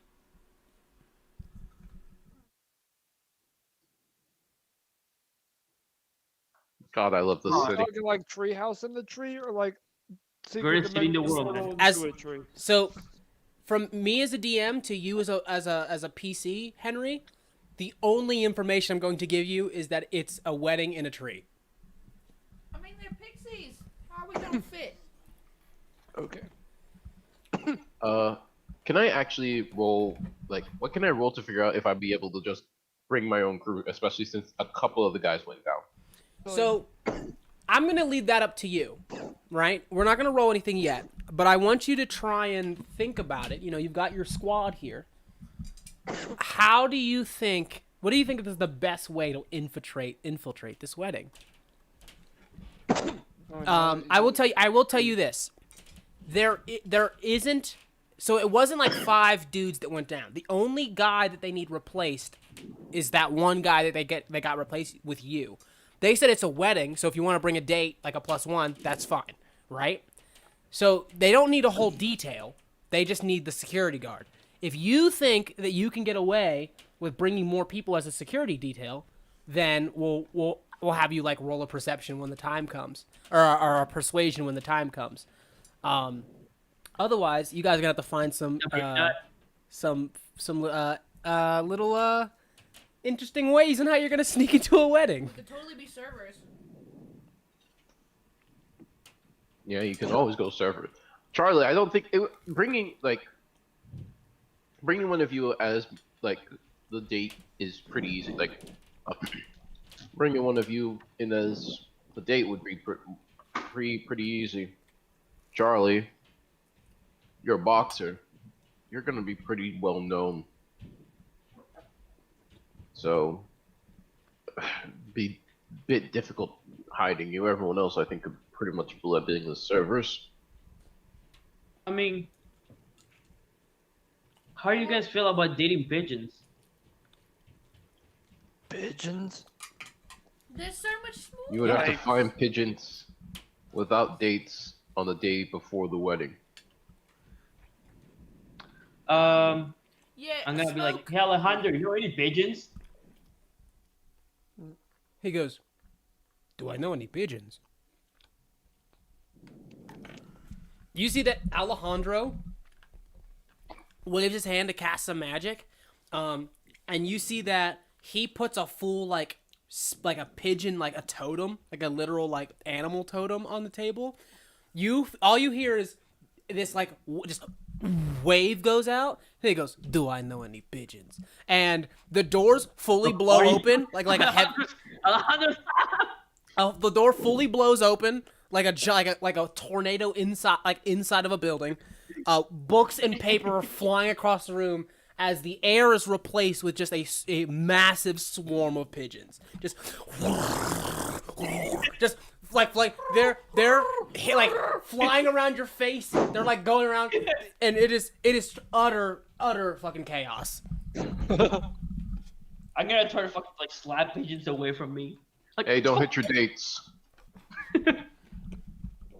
How do you I'm not- just I'm not stop taking it. one of these to a wedding. How do you expect us to be a plus? Henry, I tell you how much of a choice, man. What? Really the brightest I one. feel like I. What? I don't know. Everybody's trying to flirt with a pigeon at the same time. I'm literally like brushing these things away from me.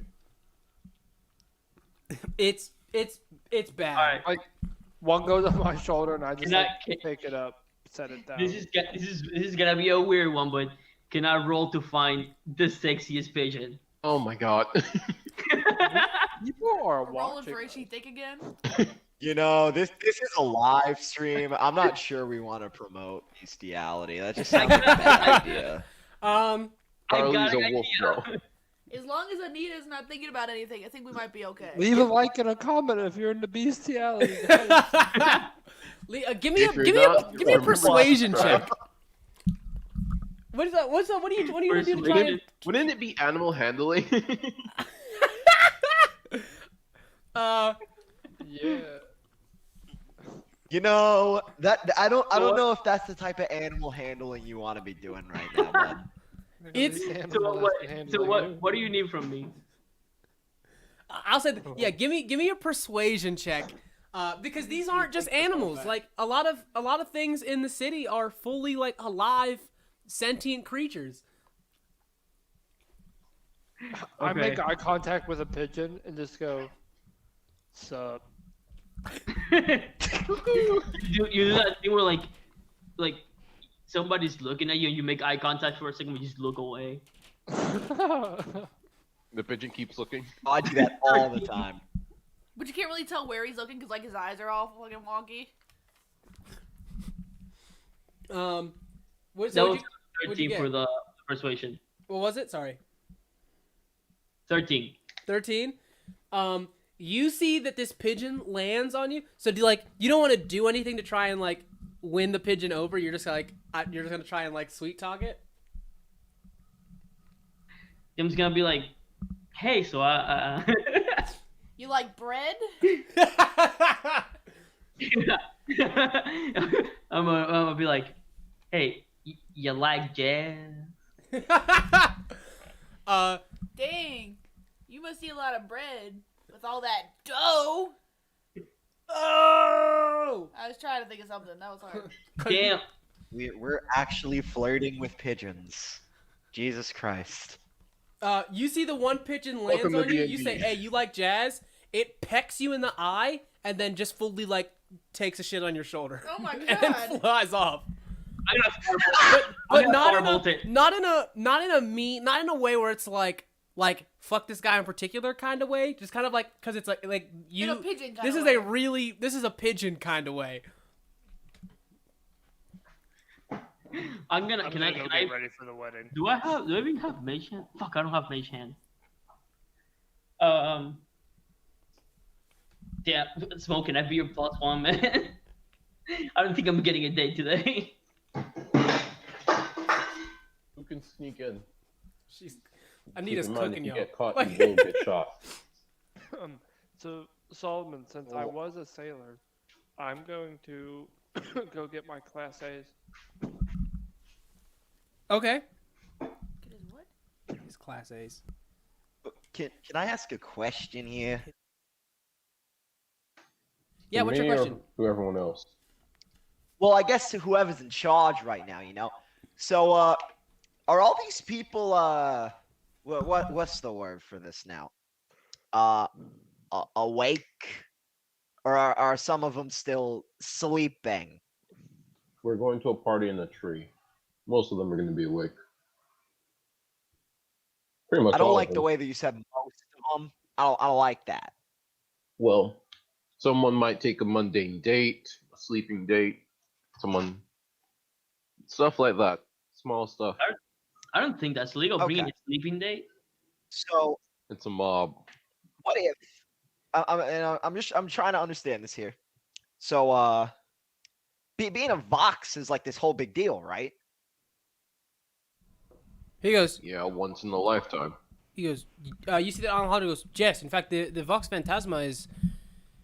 Again, it is not something we've seen in many years. It is It is strange that one has come at the time that it has, but it is also like very. It is also very. It is an incredible opportunity for us to get answers. I was not the archmage that I am today, when the last one walked the earth. So, what if we make Charlie's Inn the whole Vox Phantasma thing, building relations with the mob and whatnot, you know? Dude, I don't think that's a good idea. We would I be mean- outing the Vox. I don't even know. I mean, if Charlie's okay with it, Okay. I don't even know how to talk to dreams, let alone be the dream talker. I don't. What do you want me to say? Like, hi guys, let me in, because I speak to people when they're asleep, and I'm not creepy at all. Like, what am I? No, that one's off the table. Charlie, you will not mention anything about speaking to dreams. You understand? Well, I'm just thinking of the politics of it here, you know? Like, that's a pretty powerful position that you find yourself in, you know? The mob doesn't care about politics. They care about Sully, is strength. what comes with being the Vox Phantasma? Can I do like a history or an Arcana check? Do you know this? Absolutely, you can actually give me either of them with advantage since I you was gonna were. say, can I give him help anyways? You can give him help, but it's not. He's not getting advantage because of the help action. He's getting advantage because he was looking through the books with Alejandro earlier. This is where that 19 comes from. Okay, I'm gonna roll for history. See how I'm specifically trying to remember how the like how previous Vox Phantasmas have been treated by the general city. Plus one. Yeah. Rolling in the park. Oh, okay. Oh, yeah. Ooh, that's a nat 20. Jesus. That's an interesting query, Diego. The Vox Phantasma, and while you do have books on them, right? They're not books in the biography sense. They're not like this is the full account of who we've had as Vox Phantasmas, because again, the last person that was the Vox Phantasma was her name was Josephina Gatsby. She was the Vox Phantasma from the 1920s. And generally speaking, the Vox Phantasma is kind of an unknown thing, because in the waking world, right? In the waking world, they don't they are just normal people.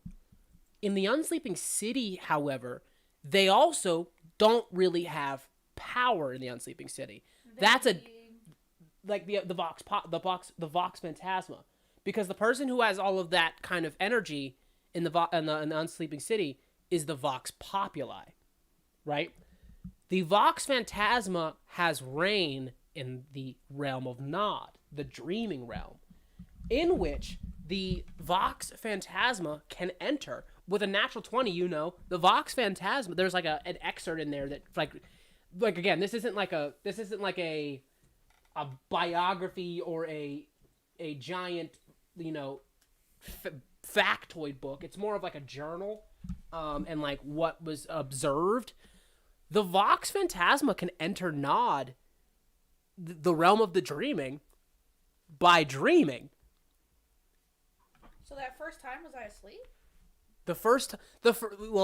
You even with a natural 20, and I don't want to sound like a jerk when I say this, Diego can't help you figure out how to use your power. He can kind of give you guidelines in the sense that it says that the Josephina Gatsby was able to enter Nod by sleeping.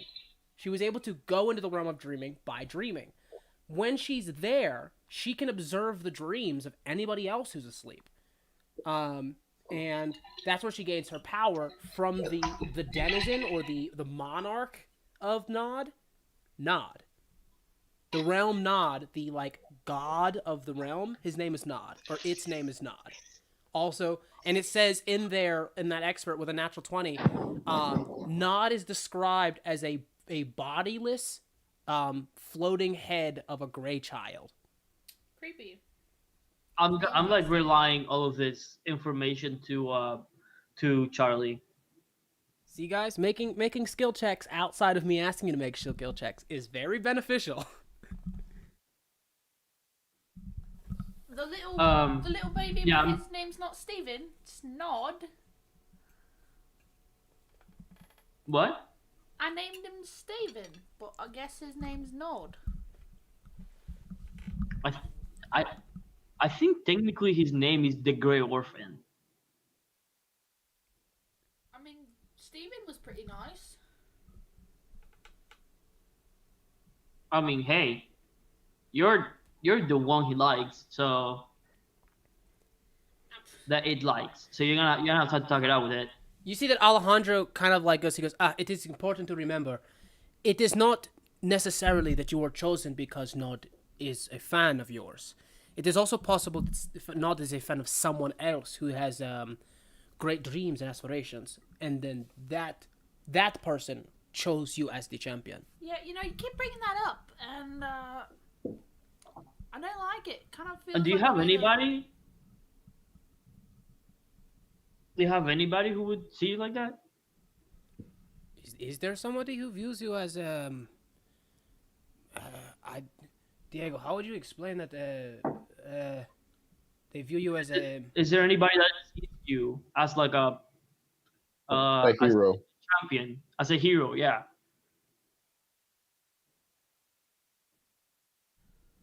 Someone bigger than life. Oh my Someone God. only real in dreams. Oh my God.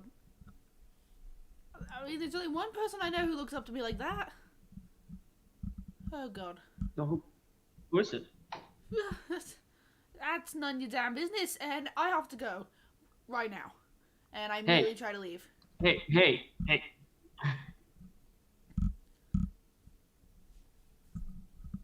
Is there like a door? Where am I? You've been in the Gramercy Occult Society. Unlike the first time where It's just where the same damn where- door. It is the same. Like, the room is exactly the same as you left it. Unlike the first time where Alejandro was deliberately trying to contain you in the room and stop you from running out because he needed to tell you something, you're fully awake and you are fully inducted into the Gramercy Occult Society. So you can come and go as you please. So the door is there. You can very much just open it and leave. Alejandro, you're gonna let her go like that? Come on, you know, this is a big deal. Come on. I Can I do a persuasion to help out to like tell Alejandro like, hey, come on, you talk to her. Sure, roll me a persuasion.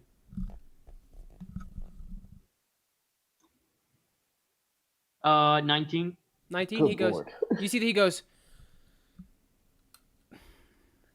I am not sure my words will. I'm not sure they will reach her, as you say. But I will give it a shot. And you see that he turns around, walks into a bookcase, fully disappears from the room. You emerge from the top of the staircase out of the main door of the public library. You descend down past Rovius and Orlando. And just as you're about to hit the street, you see that walking from behind a tree, one of the trees off to the side, Alejandro comes walking from behind a tree. And he goes, Mija, Oh, please. where the fuck did you just come from? I am an art wizard. That is a parlor trick. Okay, well, I need to get home. Like, now. I understand that you are scared. That you are worried. Yeah, damn right I'm worried. I cannot possibly believe, or I cannot possibly comprehend what is happening to you, and I can only advise as someone who has been alive for many years. Sometimes it is better for people who are asleep to remain sleeping. Yep, what does that even... I'm worried that it's my brother. What if he's this great dreamer? I mean, what does that mean for him? Is he going to be on someone's hit list now? Is he... Well, How is he getting this great power? I mean, is that what's making him sick? Like, what is happening? well, maybe you can think of it this way. We did not know that you were the Vox Populi, or the Vox Phantasma, and we had no idea until we checked, until we had you, and we ran our arcane scans. We also do not know that if your brother is awake or sleeping. Can you scan him? I could. I could just say you're like the weird hobo from down the street. He loves helping out needy people. I mean, you could just distract him for a minute. Is this something that you wish to you see that he like takes a second, like looks up, kind of like over the city skyline. Like it's a nice day. It's a really nice day. You see that he goes, you should think about this. And if you still feel the same after, I will assist you. But you've just a few hours ago were plainly murdering the clones of Santa Claus, and many of you were dealt very, very dangerous wounds as a result. Not to mention that half of you didn't know that Santa Claus was real. Is this a world that you wish to bring your little brother into? Why does he have to be a part of it? Can't you just scan him in secret? Yes, but there are forces that exist outside of myself, Miha. Yeah, well, that's what I'm fucking afraid of, you know? We don't know. As of right now, your brother is a mystery. We do not know where the eyes and the ears are hiding around the city. If they catch word that I am scanning or getting a reading on your brother, then they may make a move towards him, knowing that he is what he is. If that is what he is.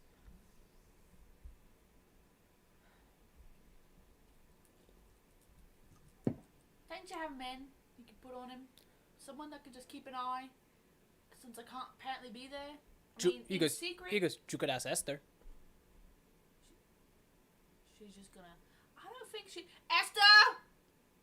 You see that Esther walks out from like behind a different tree, and she goes, "Why are you screaming?" Oh my! What the hell? Hi. You wouldn't want to babysit, would you? No. I'll get you a real latte. Extra cream.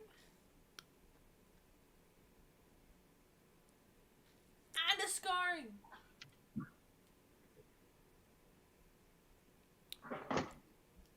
Before I even answer this question, why am I babysitting? If I say yes. Just because my brother could possibly be the greatest dreamer in all of history and could have a immediate death wish on him, besides the one he already has from, God with cancer and all that. Did I mention he has cancer? Yeah. She goes, holy shit. Alejandro, she goes, Jess, we believe that it is. She was given the title. She was passed down the title of Vox Phantasma from a different Vox Phantasma. We believe that her little brother was the Vox Phantasma, or was supposed to be, and he bestowed the title upon her instead. And she goes, "Oh, that sucks. Oh, that sucks." Yes, thank you. Got it. No scoring for you. Whoa. Hold on. I didn't say no yet. If he's as important as you say, I think I could take some time and watch him. Yeah, but you can't let him know anything's up, please. And also no dangerous TV shows. Like what? And his bedtime is 9 p.m. And no cereal. He gets so weird when he's on the sugar. Oh, and make sure he gets his meds every day at the perfect time. I'll give you the list. Dear God. She goes, if you weren't metaphorically strangling him, I think you'd be doing it with your hands. You have no idea what that little boy has gone through, okay? He needs some kind of structure, or he's just not gonna make it, okay? I'm doing the best I can. So if you want to fucking be his sister, by all means, give it a shot. But it's not as easy as you think. I didn't say you were doing a bad job. She goes, who knows? Maybe that's the only reason he's alive today. And you see that she fully just like walks past that same tree, lifts a hand out, her bag and her baseball bat comes zipping out from like a hole in the tree, like a knot in the tree. She takes her bat, puts it around her shoulder, slings her bag over one of her shoulders, and she goes, all right, I'll be in contact. Alejandro, you know how to reach me. Let me know what's up. And you, Missy, get to the bottom of whatever this whole phantasma thing is. Because until we can figure out how to use your powers, you're just kind of you for right now. And we might need a little bit more than that for what's coming. Will it help protect Trav? I don't know. But I think the faster that you can master all that can only be good, right? Alejandro, put me to sleep. Let's do it. Let's figure something out. Can't we test me? I do not have the resources. I do not have the spells prepared. I will need some time. Aren't you like a great wizard thing? Shouldn't you know all this stuff? What's Hey. the point of magic if it never fucking works when you need it? Hey, magic is complicated and difficult. Just because you can throw your fists around does not mean that it is not as complicated as magic is. Just be quick about it, would ya? I will do as much as I can. In the meantime, you need to stay safe and stay out of the radar. Do my best, I guess. And I'll go back to, I guess, the whatever it's called, arcane. The Gramercy Occult Society? Thank you. You just head back downstairs, down the stairs. You guys see that Charlie returns back downstairs.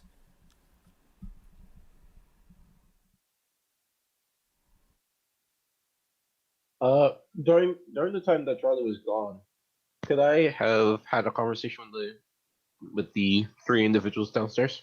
100%. What are you guys talking about? All right. In all honesty, Henry, do you really want to do this? I mean, I mean, what, you don't want me to? Honestly, no. My first choice would have been Esther. I can't take the two twins over there, they're children. So what am I supposed to do? I'm just saying, I could do this alone like I did before. You don't really have to worry about it. I'll give you guys reports, what I can pick up. Maybe something's going on, maybe something's not going on. All depends on what's happening. Yeah, I mean, I think it'd be beneficial if we were all there. it Now, wouldn't hurt.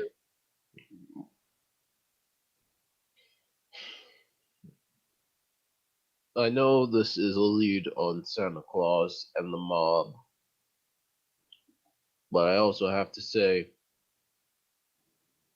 I still work for these people at the end of the day, and I can't come here around messing up a young girl's wedding. Well, I won't mess it up. Well, actually, Smoke, I'll just look, go man. in on my own terms. You don't worry about it. And if you see me, you see me. If you don't, well, just know I'll be there to help you. I don't know you. I never saw you before in my life. Exactly. Capiche? This guy knows how it's done. Look, Smoke, man. Like I know this is your bread and butter, but these might be a lot bigger than we're thinking. Like there hasn't been a Vox Phantasma for at least almost 100 years, Can I be and honest with you, Diego? it's not coincidence that this happened. Like her appearance happened with what happened to Santa. Like it coincided with what happened to Santa. So this is a lot bigger than than all of us, man. I don't give a shit about the Vox Phantasm. Do you live in New York? Yeah, I do. Yeah, She has you nothing to should do with like my it. goals. So Unless what she what's knows that? a woman with a goat head, I don't need the Vox Phantasma in my life. It actually causes more problems. Hey, hey man, nobody's keeping you here. If you want to walk out, you can walk out anytime. I came here to figure out what the hell went down with Santa. And I That's think what's keeping me here. it's tied to whatever is going on with Charlie. So we need all hands on deck, man. It's your call. It's your choice. You can be a part of it, or you can't, or you won't. I like this place, alright? It's actually pretty good. Books, access to information. Reminds me of what I used to have. So, if you want to be my plus one, fine. But that Charlie chick, what the hell is happening there? I want no part of it.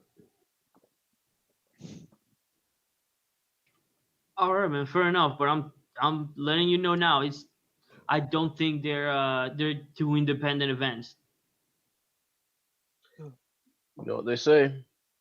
Prove your hypothesis. Damn right. When did they say that? It's a science thing. Ah, words. Yeah. And So like maybe that's when Charlie probably pops back down the staircase. Yeah, it's when she starts to head back down the stairs. You guys are having your conversation. As soon as he's like, I don't want anything to do with her, she like comes down. She's like, Smoke! I'm back. I'm gonna, Hey, I'm Wolf gonna be Girl. like, we all good? You got something you want to share with the group? Me? I mean, not in particular. Just fancied coming back, you know. Missed ya. Yeah, that's about it. You gonna So fight we got a tonight? wedding to go to or what? I think you gotta make a decision. You go fight tonight. I thought we already went over that was not a good idea. Yeah, but there's a difference between taking a dive and not showing up. That's what I've been saying. Don is not gonna let it slide if I let it go. I mean, first it's the fight, and then straight after Unless I you was go to a supposed to go wedding. to the wedding. What? Wait, Charlie, you said Don, so you work for Don Confetti? I mean, I'm not sure if Charlie has said this before or not. Like, I don't know if this is new information. he's like, he tells me when to do my fights and stuff sometimes. Yeah, I wouldn't say I really work for him. It's not like he's my boss or anything, but he's kind of got me wrapped around his finger at this point. I mean, I owe money because I lost my last Did- two. So Did he ask you to take a dive tonight? Yeah, I'm supposed to go down in the fifth. Digger's one of the biggest fighters out there. It's in fact you actually saw Supposed to go down in the fifth. because of like you looking at when Travis was watching the TV. Digger's fight against you is supposed to be his professional debut. Great. So not only if you don't show up, so if taking a dive is one thing, it's kind of like ensuring that he has a really good debut. But also if you don't show up, like a lot of people are going to be upset. So I'm not saying choose the fight because Confetti and look, Confetti's wedding is also pretty important. They're No, don't coincide, I right? figured it out. They both got happen Charlie tonight. in. Yeah, wait, but not at the same time. hold on, There would be I got no Charlie way in. you'd make it to both of them. Charlie. I have an idea. I don't like the sound of that at all. Smoke. You don't want me to go to this wedding, right? Yeah, pretty much. Charlie, what if I fuck for you? Are you supposed to look like me, or where do you see this going correctly? I mean, like, it's still a fight. Somebody going down in the fifth. I mean, we can't. I think Just change the, fighters. the money Can't from never Charlie. go for it. Also, could you even last to the fifth? The real question's gonna be is if I don't knock him out by the fourth. Do you realize the amount of alcohol in your system is burning the inside of my nostril hairs? I can smell it as you talk. You want You'll some? probably pass out the moment you step in the ring. He pulls some out. Guys, I think the money is on Charlie going down, not anybody else. I do have an idea though. Charlie, is there any way that you can make it a little bit more theatrical, like more not theatrical, but more spectacular when you go down to a point that the dong is gonna be very happy with it? I mean, I can try my best, but when I get into the ring, I don't know what goes on. I mean, I black out. You know, I feel this weird fuzzy red feeling in my brain, and then I wake up and the fight's over and I've won. It happens pretty much every time.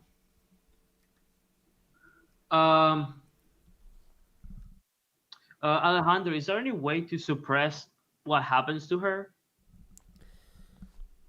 Could we send us someone with a spell? Old person, probably. They're pretty good. The way I Do see you it, have any any tonic?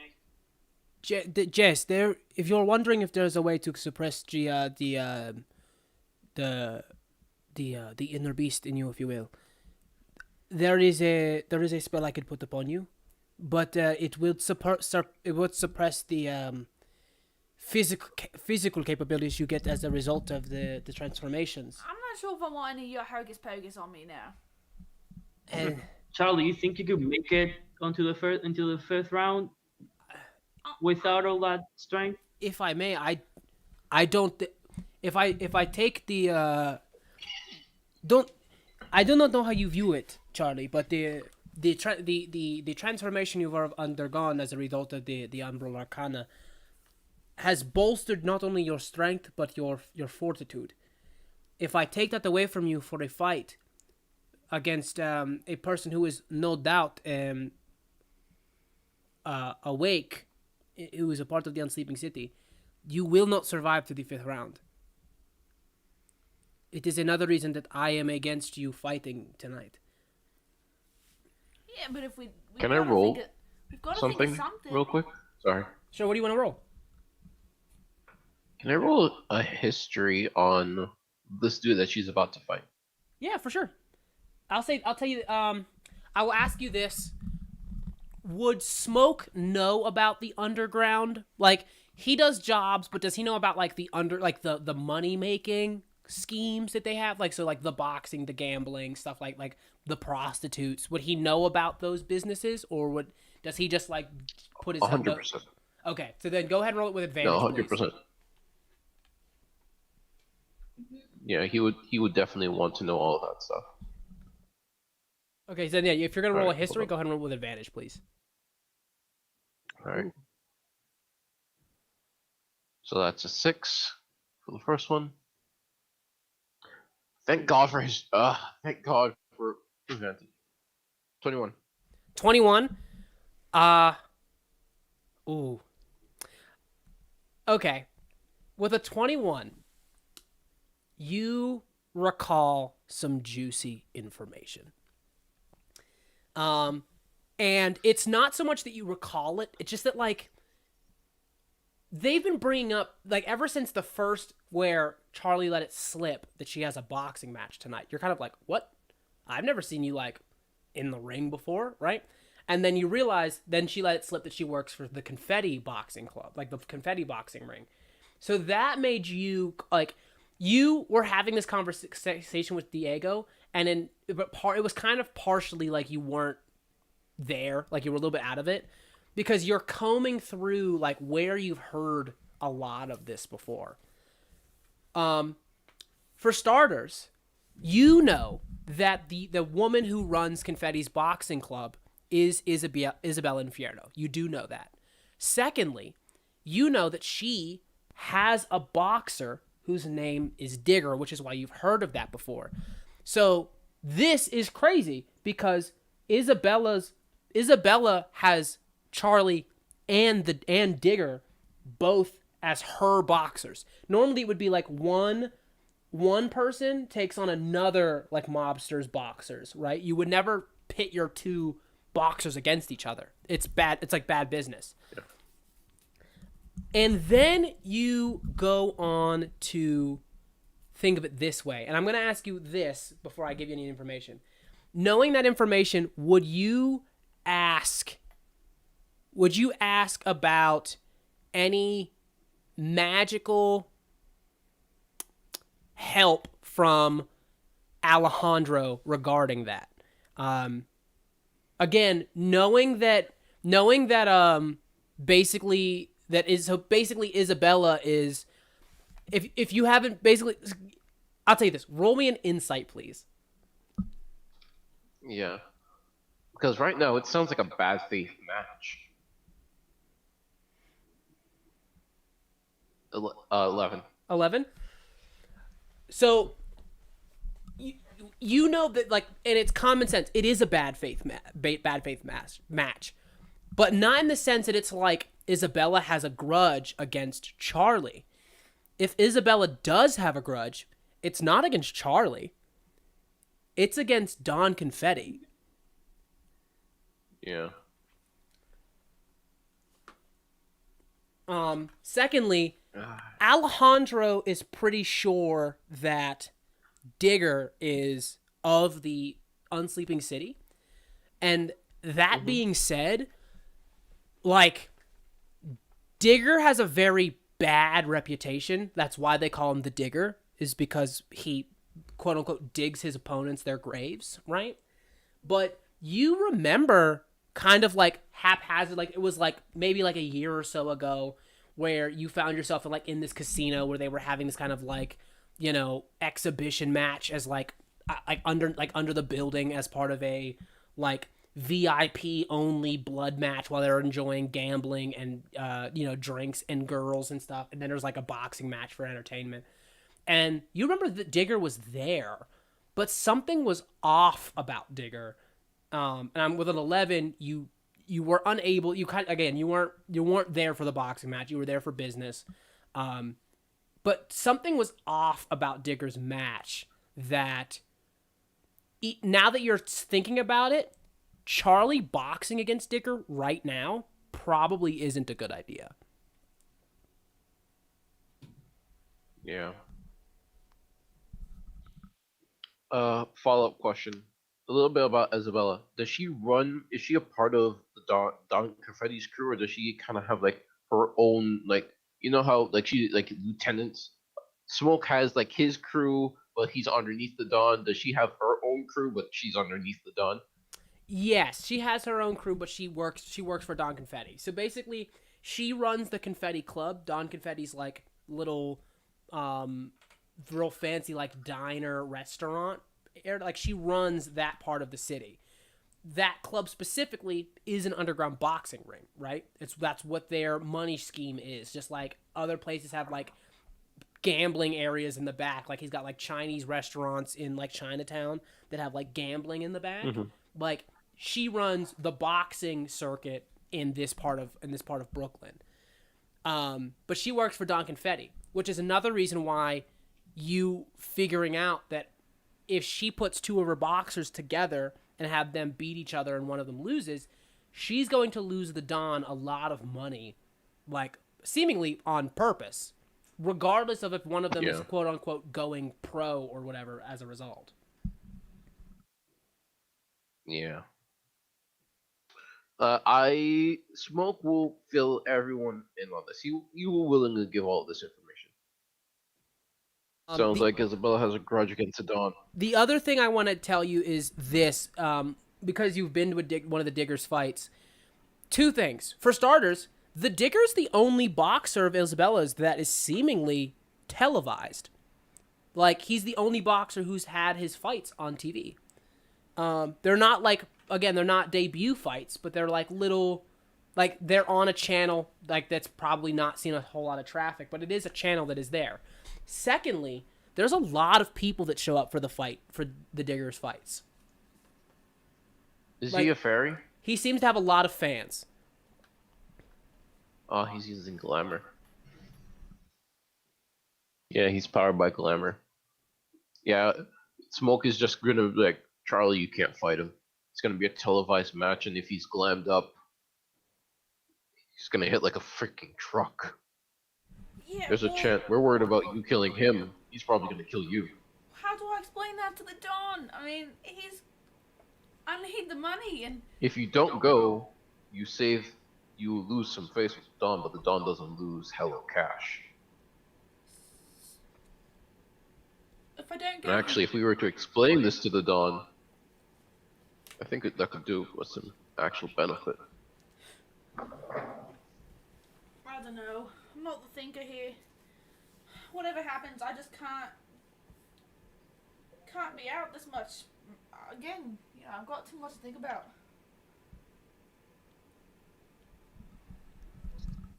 So what if I fight for it?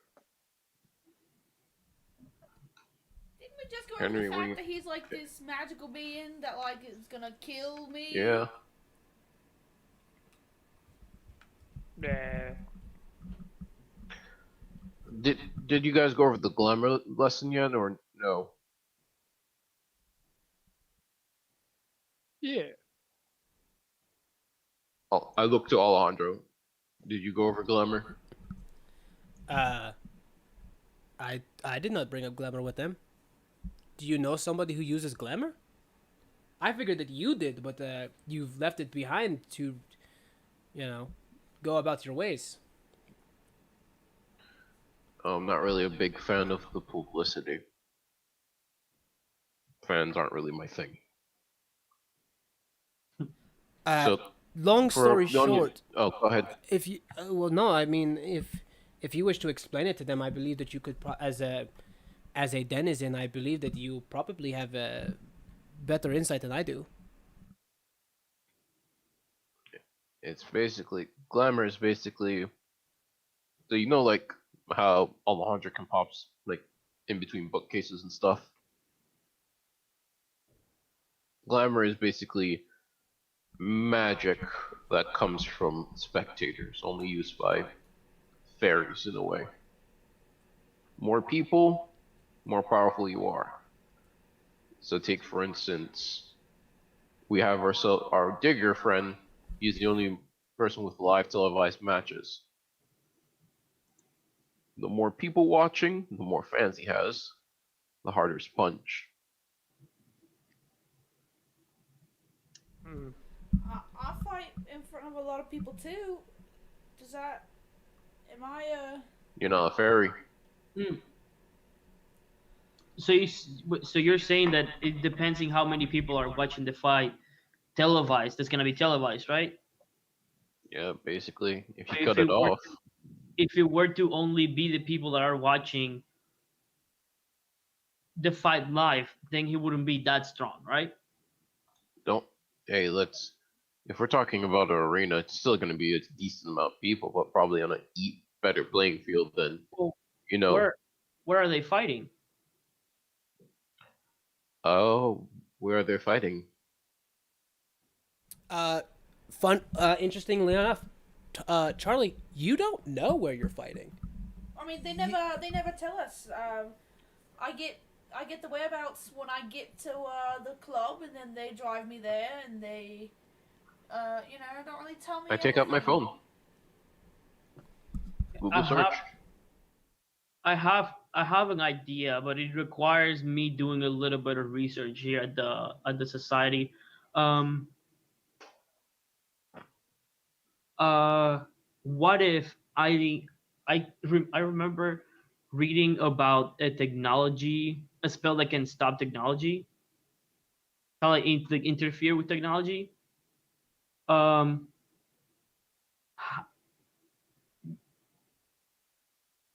would that even the playing field with Charlie Have to for his glamour or whatever enough to to? work.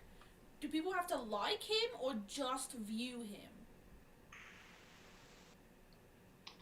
I'm gonna roll an Arcana on that one because I don't know the specifics of glamour. Okay, go ahead. I'll say roll it with Yeah, I don't know advantage. the So specifics of glamour. as a Sealy, go ahead and roll it with advantage.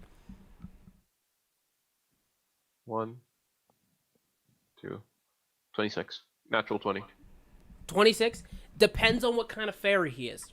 Depends on the Sealy. So like, if you're a Sealy that thrives on negative energy and negative emotion, you want them to hate you. But if you're like a satyr, you'd want them to love you. So We you'd can't want. tell what he is by like past. Nobody knows what he looks like. Like I said, even the even Smoke, who kind of saw him in passing, wasn't paying attention to what he looked like. So you have no idea what race he is or what kind of glamour he wants. So as far as you know, he either A wants to be completely loved, right? Or he's playing he's a face, right? Or he's a heel.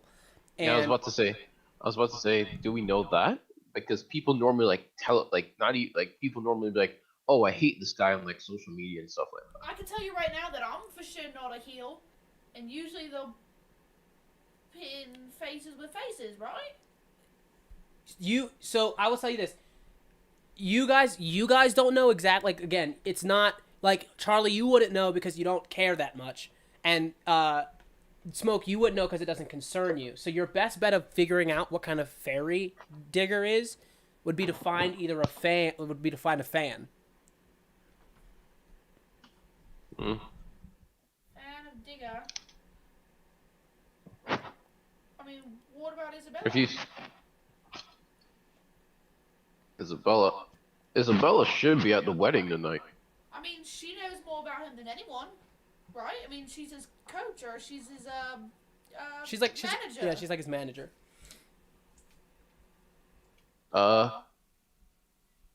Would I be able to have Isabella's phone number? Because could I just call her? You don't have Isabella's like her personal phone, but you've got like some like numbers of like her lower goons and stuff who you could probably get in touch with. Yeah, I'm gonna send out a text and be like, "Hey, put me in contact with Isabella within like the next 2 hours. Need to know if she's going to the wedding or not. Need to talk to her about a few stuff." You get a message actually relatively soon, that says like she's on her way to the wedding right now.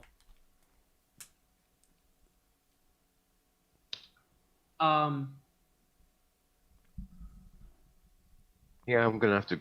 Yeah, I'm gonna have to go soon.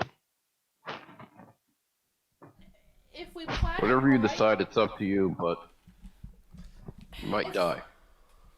Look, if he doesn't like to be, if he is all about the hate, we get people to like him, and then he's weak again, right? Is that? I mean, you see what I'm saying here?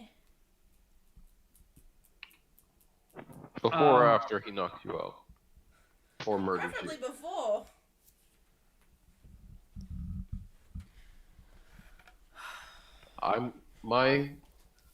My opinion in this. You don't do the fight. Then you're gonna have to talk to the Dawn for me then. At this rate, something about this Isabella situation doesn't sit right with me. She's setting up the Dawn for a loss. Guys, I have an idea that could help us have Charlie do the fight, have that be her into the wedding, and I think I can help her I don't think that I not can do die. both. She won't be able to do the fight and the wedding. They happen pretty close to each other. So like, if you do with the one, you're gonna miss the wedding. If you do the wedding, you're gonna miss the fight.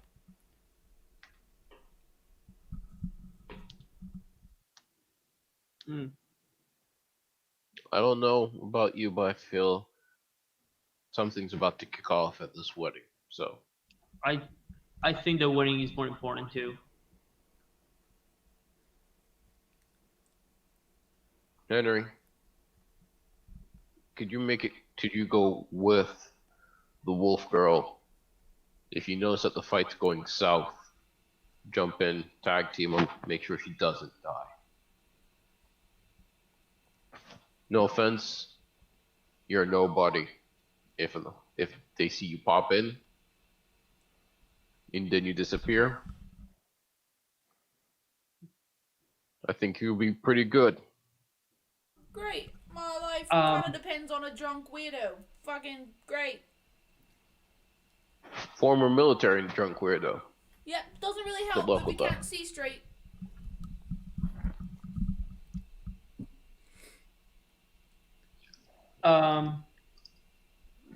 Henry, do you have any like kind of magical ability at all?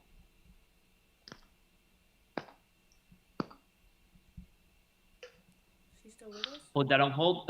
What about you, Charlie? Max, I mean, apparently I turn into a weird, scary beast when I pass out all the time. Oh, also, apparently I can talk to dreams. Forgot about that one. You know, let me just whip that on out and Well- fucking kill people with it. I don't know.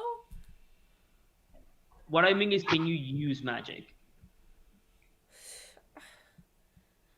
I mean, not that I know of. I don't know. Apparently, I guess some dreams.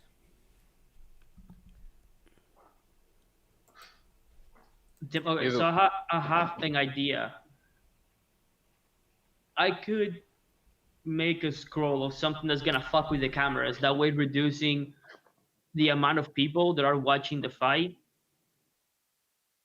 But I need somebody that knows how to cast magic needs to be there.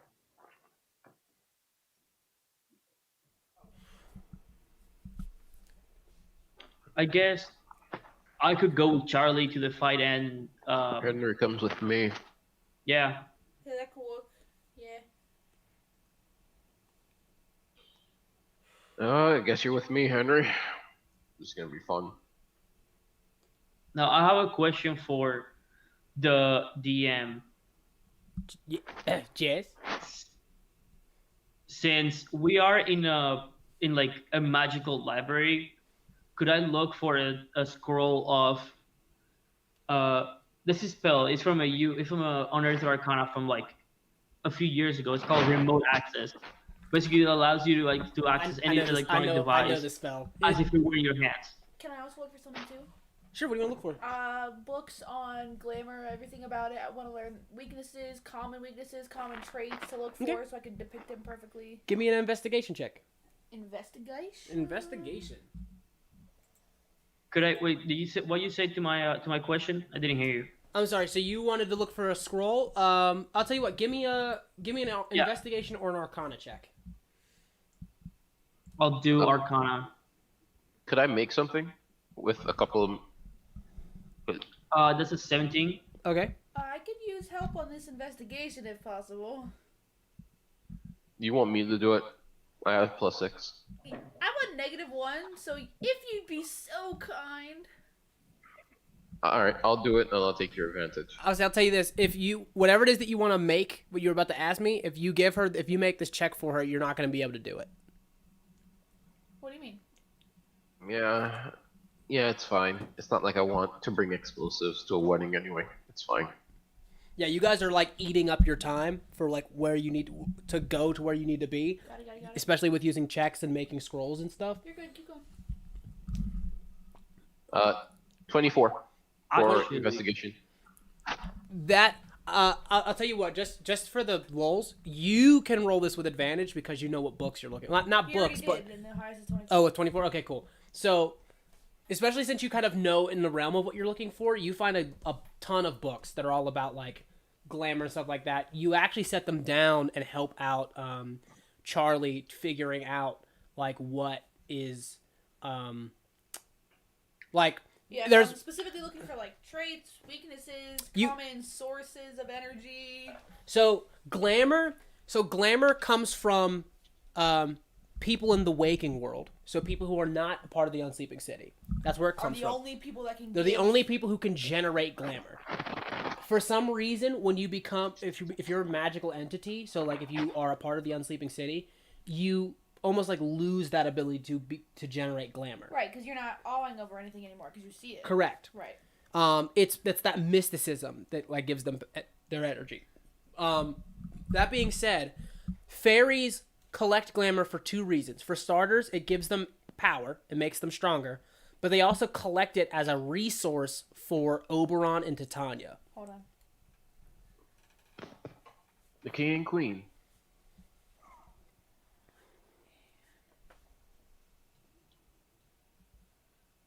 Okay. Secondly, and this is something that you find, Smoke, in some of these readings. You find an excerpt, and this is like old scrolls that were like plans or something at one point. There used to be a member of the Gramercy Occult Society who was a full like a full Spriggan, like she was an old Spriggan who was also Seelie, like nature spirit, who used to be part of the Gramercy Occult Society, who long since passed away, who used to experiment on the relationship between the waking world, Seelie, and the Unsleeping City, right? Because like she was trying to figure out like the disconnect between like the waking world and the Unsleeping City, which she did end up finding out, which is that you lose that mysticism and that awe when you cross over. That's what part of the Umbral Arcana is it kind of was amping the magic, right? But also, just because that Umbral Arcana is no longer amplifying like awe and mysticism, doesn't mean that it's gone entirely, right? And she concluded that it is not gone. It is just incredibly difficult to access. So it is possible for people of the Unsleeping City to generate glamour. It's just incredibly rare. It's not just possible for them to generate glamour. It is also possible for them to absorb glamour. having being in such contact with, if they're in contact with someone who is pure Seelie, and obviously creating the necessary links between them or whatever, it is possible to get somebody of the Unsleeping City who is not Seelie to absorb glamour. It is just rare, difficult, and dangerous. How do you know who's like if someone's Seelie? That's kind of, you either know or you don't. Like, They don't like all look a certain way. no, or- they're literally all Fae. Like, you know that's one thing. Everybody who's Seelie is Fae. They're originally from the Fae realm. So it could be any race from that realm. Yes. Great. So elves, satyrs, pixies, fairies, brownies, myconids, I want another brownie. are all Pixies. Seelie races. They all have celiac. Hey, Wolf Girl, That we not can my actually name. turn the foot around. No, what was that? Sorry. I said not my name, but yeah. If we can get Diego to actually turn you into a conduit, you can actually pack a punch without losing your mind. Yeah, I mean, it'd be possible, and maybe it'd even be shocking enough for Digger to kind of donate his own shit, and I'd be kind of like sucking him dry of his magical power stuff. You know what I mean. Yeah, from the looks of this, it's a relatively safe process. As you say that, you see that part of her notes, like, the word dangerous is circled about 76 times. Like, you're like, yeah, this is pretty I closed the safe. book. Slowly close the book. It's like 1,000 exclamation points. Yeah, it's all in I'm red. deliberately lying to her. Heard. Oh, got it. Yeah, no, I'm I mean, deliberately yeah. lying to her. I mean, it sounds safe. Yeah, so like, I guess we should get. Yeah, I'll hand it off to Diego. He'll take care of the rest. And I'm gonna give the instructions to Diego with the note on the top of it. It's like, do not tell her how dangerous it is. She will back out of it and she will die. And then I'm gonna head off to the wedding.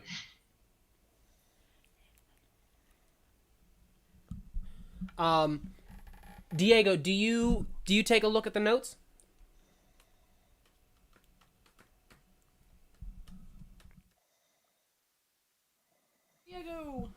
Diego, you're. Okay, my bad. I thought I was unmuted. It's all good. It's all good. I've been saying shit the whole time. Do I find? Well, I had a question. Do I find the scroll that I was looking for? Yeah, it's pretty easy. Like, and it like there's like a wealth of magic here. It's just some of it's old or incomplete or whatever. To find like remote access is relatively easy. Like, you would need to, like, it's like a half finished scroll, kind of like a project that probably one of the other like lower level wizards were practicing at one point, and then they just stashed it away for future use. Okay. Yeah, I'm gonna copy that shit into my spell book. Okay. And since it's only a first level spell, it's literally gonna take me just 2 minutes to copy it All right. with my pen. It takes you how many minutes? 2 minutes per spell level. Damn. You copy that spell after 2 minutes. Do you take a look at the notes that Smoke has left you? Yeah, I do. Okay. You take a quick look and you see something that Smoke may have missed while he was looking at the notes. And you, like, the first thing that you're like, oh, it says don't tell her it's dangerous because she'll back out. And you're just like, well, what's dangerous about it? There is a little leaflet that's kind of like attached to the paper, and it's very easily missed. It explains that in order for for somebody to be considered a conduit to absorb Seelie energy, to absorb glamour, not only must they be connected to another Seelie, which you can do with like a physical item or some sort of like magical like potion or like some magical decanter or some sort of potion or something like that. But it literally links them, like giving them both like the powers and the weaknesses of each other. So whoever links to the conduit, in this case would be Charlie, is linked to her. Meaning if she's in the ring taking taking on this scary guy known as Digger, whoever she's linked to that you find out is Seelie, their lives are in incredible danger. So it's not Charlie's life that's in danger. It's whoever you guys are choosing to quote unquote sacrifice so that Charlie doesn't, so that Charlie can throw a fight in the fifth. That doesn't hardly seem worth it. Is there gonna be any scumbag Sealies at the fight? Maybe not the fight, but there definitely might be some at the wedding. And that's where we're going to end for the night, for tonight's episode of the Unsleeping City. All right. If you made it this far, Sleeping we City. humbly More appreciate like it. We Sleeping thank you Bears. so very much. This has been your Adventurer's Guide to Dungeoneering. And remember, guys, it could always be worse. Thank you for tuning in. We'll see you guys next time.